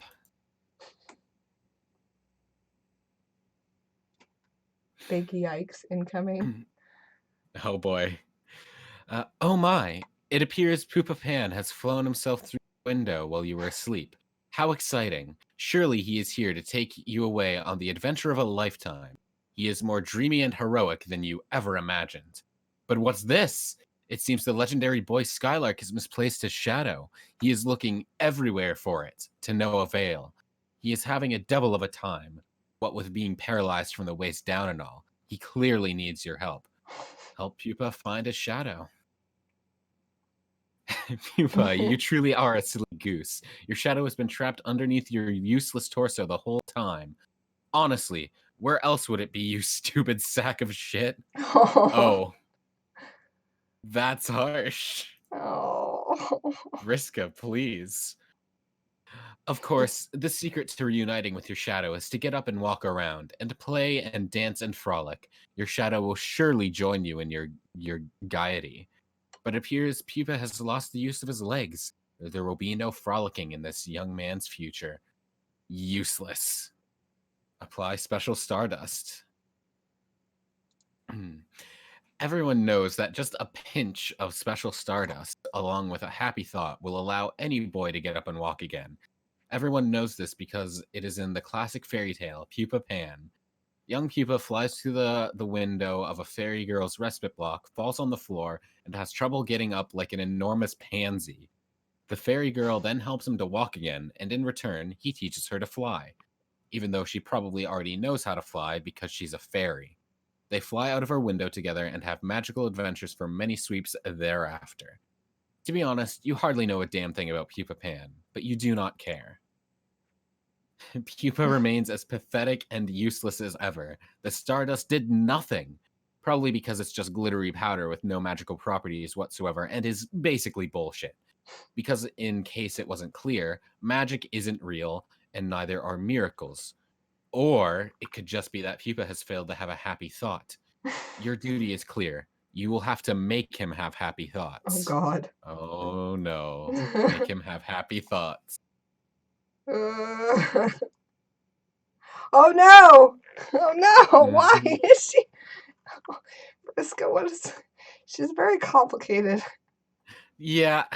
Does she have like a weird love-hate thing with him where like she bullies him because she actually likes him in some weird, twisted way? Yeah, kind of. That's the impression I'm getting here. Like she's It's like not good. obsessed with him in like a weird yeah, it's I don't know how to explain it. It's like she likes Yeah, I know what you mean, though. yeah, it's like she likes to torment him, but at the end of the day, she's like she just like doesn't know how to it's like she doesn't know how to have like a real relationship with somebody. So she like feels these weird feelings toward Tavros, but the only way she knows how to show them is by just tormenting him, and he obviously doesn't get that because it's not a healthy way to communicate. No, not at Interesting. all. Yeah, okay. I'm getting it a little bit. She wants to make him better. Yeah, it's like she's frustrated that he's so weak, or what she sees maybe perceives as like weakness, and so she only yeah, I think I'm kind of getting this weird dynamic between them. It's not as simple as just she's a meanie. Like it's like Hmm. he frustrates her because he's like the embodiment of everything that she's like trying not to be, I guess. Hmm. Okay. So maybe this. Okay. So maybe if I'm understanding her dynamic with him correctly, it's like she is being she feels weak. Okay, maybe I'm looking way too into this, but she feels weak because of the way that she's manipulated by Doc Scratch to do things. And so, by and large, that makes her feel weak and vulnerable. And she hates that. So, she hates that in herself. And she sees weakness in Tavros. And so, she's being extra mean to Tavros to almost like because she hates that part of herself. So because she sees that in him, she's trying to harden him up, but she's so fucked up that she just ends up being cruel as a result because she's almost like being cruel to herself because she feels powerless in the situation with Doc Scratch. Kind of? Yeah, Maybe. yeah. There's a lot there, I think. I don't know. Look at all this depth. Wow. Pretty much, actually, I think. She doesn't realize she's being manipulated quite yet. He's so pathetic to her standards. You summed it up. Damn. I like your analysis. I'm getting it. I'm getting it, guys. I'm getting it. I'm getting it. A little bit. I mean, I don't know if I'm getting it because there's still a lot to know. So I could be way off. You actually got more than a lot of people at first. I'm therapizing it. I'm therapizing Briska right now. No excuse. Yeah, but it's that kind of like cycle of abuse that they talk about where like, somebody gets abused and then they abuse, kind of based on Yeah, their abuse. Interesting. yeah. Okay. Sorry. What do we got? Just Dumping. dumps him down. Yeah. Aw, is she making him love her? Oh my god. What is happening? Not great stuff. Slump. Oh. She's Deal just with your sad own crisis, inside. Kanaya. Mhm. Woo, crisis resolved. It was no doubt harrowing and suspenseful, but in the meantime, you have left your client player in the lurch. Ideally, she has not gotten herself into too much trouble, and ideally, the dramatic irony has not gotten so thick that you could draw a dotted line on it with a tube of lipstick and cut it in half with a chainsaw. Return to serving client. Her face. She's like, what the fuck? Same, Kanaya. Same. Oh, she's mad. Oh. She does like So her. that's why she had you make this dress for, and you just went along with it like a sucker? Ah, you are such an idiot. Oh. Oh, Kanaya. No, there, sweetheart. Oh, Oh, Kanaya. Kanaya, it's hard. Being a kid and growing up, it's hard and nobody understands. Try to understand. Oh, here it is. The problem is that when the subject of troll romance is broached, our sparing human intellects instantly assume the most ingratiating posture of surrender imaginable, but we will do our best to understand regardless. Humans have only one form of romance, and though we consider it to be a complicated subject spanning a wide range of emotions, social conventions, and implications for reproduction, it is ultimately a superficial slice of what trolls consider the full body of romantic experience. Our concept of romance, in spite of its capacity to fill our art and literature and to rule our individual destinies like little else, is still just that, a single linear concept. A concept usually denoted by a single symbol, the heart. Troll romance is more complicated than that. Troll romance needs 4 symbols. Here it Because of is. course it does. Actually, one thing I will say is that thinking about the concept of like love, this is like my weird little like revelation I had last year, is that I always thought that the word love in like the English language, I feel like is the dumbest word because it's the only word.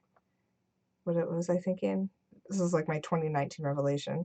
It was the only word that means only what the person saying it intends, yet is only heard as what the person receiving it understands. So Right. like it makes it completely pointless word with no meaning. So to say like I love you is like the most dangerous thing you could say, right? This is also like my weird cynicism from last year. I get it, because But just yeah. everyone has their own like interpretations of it and how they're willing to use it. Yeah, so it doesn't mean anything because there's like just saying I love you means nothing because it only means what you interpret it to mean. Yet they're only saying it what they interpret it to mean. But there's no way for you to understand that because you're only going to understand it as you understand it. But that's not what they mean. So it's dangerous. It's dangerous to say I love you. Don't tell people I love you, folks. That's what I'm saying. It's dangerous. Okay, romances. Ooh, okay. Their understanding of romance is divided into halves and halved again, producing 4 quadrants: the flushed quadrant, the colliginous quadrant, the pale quadrant, and the ashen quadrant. Each quadrant is grouped by the half they share, whether horizontally or vertically, depending on the overlapping properties one examines. The sharpest dichotomy, from an emotional perspective, is drawn between red romance and black romance. Red romance, comprised of the flushed and pale quadrants, is a form of romance rooted in strongly positive emotions. Black romance, with its colliginous and ashen quadrants, is rooted in the strongly negative. On the other hand, the vertical bifurcation has to do with the purpose of the relationship, regardless of the emotions behind it. Those quadrants which are concupiscent, the flushed and colliginous, have to do with facilitating the elaborate reproduction cycle of trolls. Those which are conciliatory, are the pale and ashen, would be more closely linked to platonic relationships by human standards. There are many parallels between human relationships and the various facets of troll romance. Humans have words to describe relationships of the negative nature or the platonic nature. The difference is, for humans, those relationships would never be conceptually grouped with romance. Establishing those sort of relationships for humans is not driven by the same primal forces that drive our tendency to couple romantically.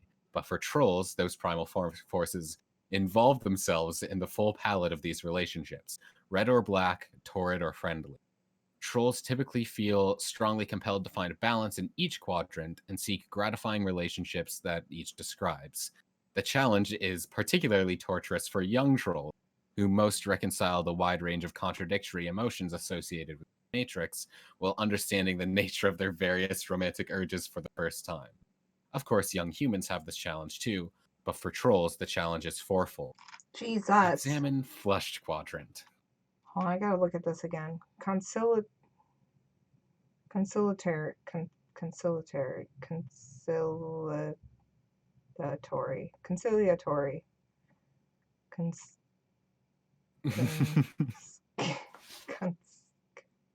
Oh my god, what is that word? Concupiscent? Concupiscent. You're right. Concupiscent. Oh wait, I was trying to figure out what that meant. Filled with sexual desire. Oh, okay. Well, who says that? Okay. Hussy So, does. right? So red. Oh, so they're saying like a dark, like a lustful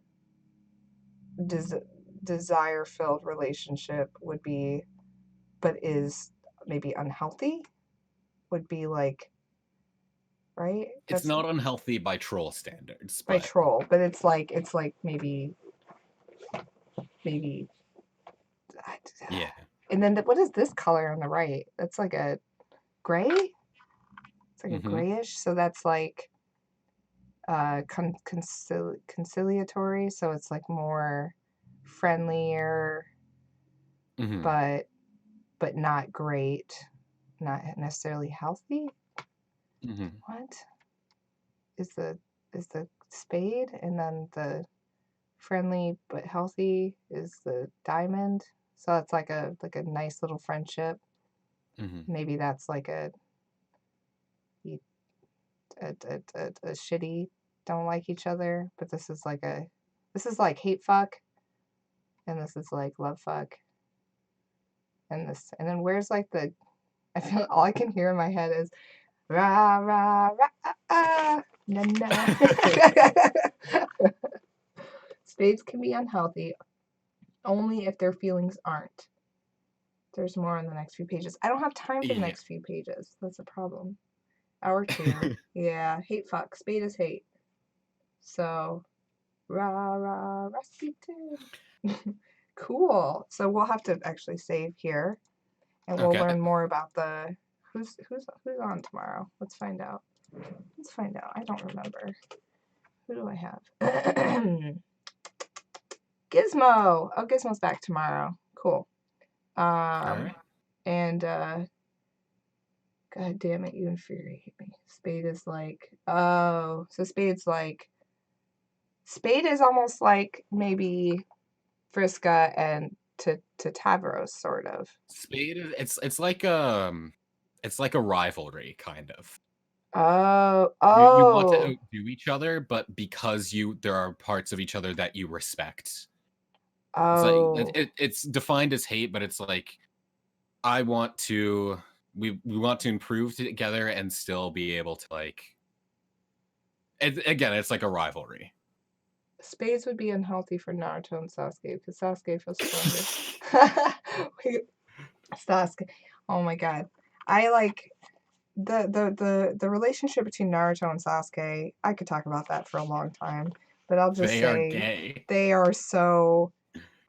Naruto needs to come to terms with his feelings about Sasuke because that is clearly like anyone else. Like he thinks he's like martyring himself for Sasuke, but he's really just being a chode about it. Like it's just like Sasuke clearly doesn't like you, and he's just like Sasuke. Yeah. Like he's just always yeah, he's just like chasing after him constantly. Like Sasuke is pretty much like maybe literally kicking him in the face, and he's like, "No, you're my friend." Like you think you're gonna like fucking get shit on enough? I mean, I guess I didn't finish Naruto, so maybe it eventually works out for him. But I mean, I'm a few hundred episodes in, couple hundred at least, and Sasuke is still real mean to Naruto. And meanwhile, like Naruto he's super strong, but he is acting real pathetic, and fucking Sasuke is just getting away with murder literally constantly, and he's like, oh jeez, it's frustrating. Sai and Naruto are so equal, they feel the same, but I guess Sai won't come to terms with the pitch relation, so they end up pale. I don't even know what that means. I do also want to say, before the stream's over, that I'm thinking I want to get your guys' opinion. I need to check my email and see if my team responded to me about this. But, so I was thinking about doing a FanForge challenge for 413, like in the next few days. But what I was thinking would be fun is to have 4 4, like, obviously we make a lot of merch, right? But then we have 4 prizes that are like, how do I explain this? Okay, so there's four judge picks, and there's the 4 judges are Dave and Rose and Jade and John. And I was thinking about getting community members to represent the judges that really kin those characters, right? That like really understand them, and that they would pick like what they felt John would pick, right? Like what would John pick out of these for his favorite design? What would Rose pick for her favorite design? And then they give like one comment on it. Obviously, you know, like myself and Viz and What Pumpkin would have the final say, but we would work together. And then so each one would have a comment, and then the prize would be the gift box, right? And then so gift from John, or gift to John, I guess. I'm trying to figure out how that works. I was looking at the wiki page yesterday and trying to re-understand it. But like if you're John's pick, you get John's gift, right? So it'd be the bunny in the box, and then you'd get the letter, and then maybe a few other things from 4 fans. And then if you were Dave's pick, you'd get the present for Dave, right? You get the glasses, you get, I have it all written down, like what's in the box. Maybe a Sweet Bro and Hella Jeff page would be thrown in there. But then those would be like the grand prizes, right? And then those artists would get those specially made. And I was thinking like, maybe I could make a bunny. I don't know. Like sew one. Like a special bunny. Like a real shitty one. I'll do my best. But yeah, I mean that's what I was thinking for 413. Might be cool. Yeah, that sounds really interesting, I think. Yeah. I thought maybe it might be cool. I don't know if people would like that. The boxes. Now the boxes and the colors. So maybe that's another conversation I'll have to have, because I was confused about the colors of the boxes when I was looking up on the wiki. I was like, because John in the picture, he's opening up a red box, right? But his color is intrinsically blue, right? John likes blue. That's the color associated with them, yeah. So would it make more sense? Red Mage loves that idea. So would it make more sense to have like the colors of the boxes be like John's present would be a blue box, or would everyone freak out and say like, well, that's not right because he's opening up a red box in the, you know? I don't know what would make more sense. Because it would seem more simple to be like Jade's present would be green and John's would be blue and Rose's would be purple and Dave's would be red. But is that accurate? Because in the comic they're opening up, they're all gifts from John, so they're like, I'm confused, you know? Yeah, if it's a gift from John to the creator, it makes it. Oh, I guess that's another way you could do it, is like but it's John's birthday is 413. So would it make, I'm just trying to think about the way that this would make sense. Like, would they all be blue boxes then? Because they're all gifts from John? And if that's the case, would it make most sense for only, I'm so confused. Maybe I'll think about it a little bit more. The colors of the boxes are what's throwing me. It doesn't have to be that accurate. Don't think too hard on it. Yeah, but once I make a decision, everyone's going to rip it apart. Like, that doesn't make sense because blah, blah, blah. This is stupid. Because like, I know you guys. I've been there. I've been here for almost 5 years now. I've seen the way you guys, well, they can't make a right decision. Can't please everyone. I can't please everyone. That's true. That'd be totally cool. I'd say have them be a random pick of the 4. Oh, that it would be like the box. Oh, so you wouldn't know which box you'd get. That might actually be cool. But I thought, yeah, the boxes are colored based on the giver, not the receiver. Oh, so in that case, we could make them all turquoise or teal, like Four Fans, and you'd all get teal boxes, and it'd be a gift from Four Fans. And then I could put anything I wanted in it because I'm making new canon.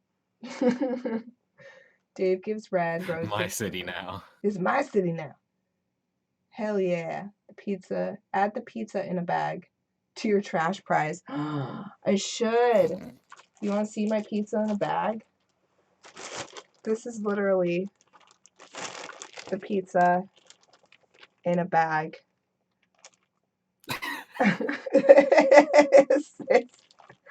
Maybe this should go in the trash prize. Oh, it's even got air in it. That's one of the rewards. This is, well, okay, so I had this idea. Gross. It was, at the end of the stream, is that I give away a box full of trash that's accumulated on my desk through this daily streaming that has caused me to have no time. And so, and also I'm a trash person. So like all my notes will go in it. My backwash Faygo bottle, my trash pizza. This might be dangerous and removed by the post office. They're like, you can't just send old, disgusting food. Yeah, you guys. I feel like that might be ill-advised. It would be. Can you imagine how this pizza will look in a month and a half? Like it would. It's so gross. I'm not sending you moldy pizza. I don't even think I should send backwash bread pop. This whole idea is bad and shouldn't be supported by anyone. Can you imagine the like mail that our customer service gets when like I send someone a box of moldy food and their parents write us and they're like, "Dear Four Fans, I have been informed that that Cassie is sending out rotten food. This is not." Yo, what the heck? Like, my son received the most disgusting box of rotten food today from somebody claiming to work for you. And I'll be like, haha, get that? I'm freelance. So technically I'm not an employee. So I do what I want. You talking to me? White and fluffy pizza. I won't tell my parents if you send me rotten pizza. Can somebody clip that? I'm gonna write that down. I'm gonna write this down. I'm gonna write this down for all eternity. I won't tell my parents if you send. Oh shit. Me. Rotten pizza. That's going rotten pizza. That's going on my reviews. Once this is over, these are going on my star reviews of customer feedback. Don't tell your mom about Homestuck, and I won't tell my parents if you send me rotten pizza. These are beautiful. These are beautiful. These need to be remembered. Printed picture of rotten pizza. Okay, there are like 4 colors. Both. I want trash prize, but try Faygo. Fluffy pizza. Check your Discord. Check my Discord. What is this? Oh my god, yes! Marcus just sent me that snapped soapstone for all eternity. I'm gonna put this on our Tumblr. Yes, and I'll be like, this is what you're missing by missing our streams. Is this. Anyway, oh my god, I'm 14 minutes over. Okay, alright everybody, I will see you guys tomorrow for Gizmo, and we're going to learn more about troll romance. I'm sad that this didn't like sync up with Valentine's Day, because that would have been perfect. Oh yeah. But I would, and actually now that I'm seeing this, it would be really cool to do like never again will we do like a shipping challenge on 4Fans, because that was a fucking nightmare. Oh god. Oh my god, that was, I mean, it was energetic, but people were really mad at each other by the end of it. But it would be cool to do like a something to do with this. I don't exactly know how. Yeah, maybe. Yeah, like how to, because it's an interesting idea. I think there's something there. Valentine's Day cards themed around quadrants. Yes. Yeah, we'll learn more. I like the idea of a hate romantic card. It's Right? like, I fucking hate you. I just I hate you. I hope you spend this Valentine's Day alone. Sad. Also, I'm thinking about you. Bye. Pretty much. Fuck you. That's it.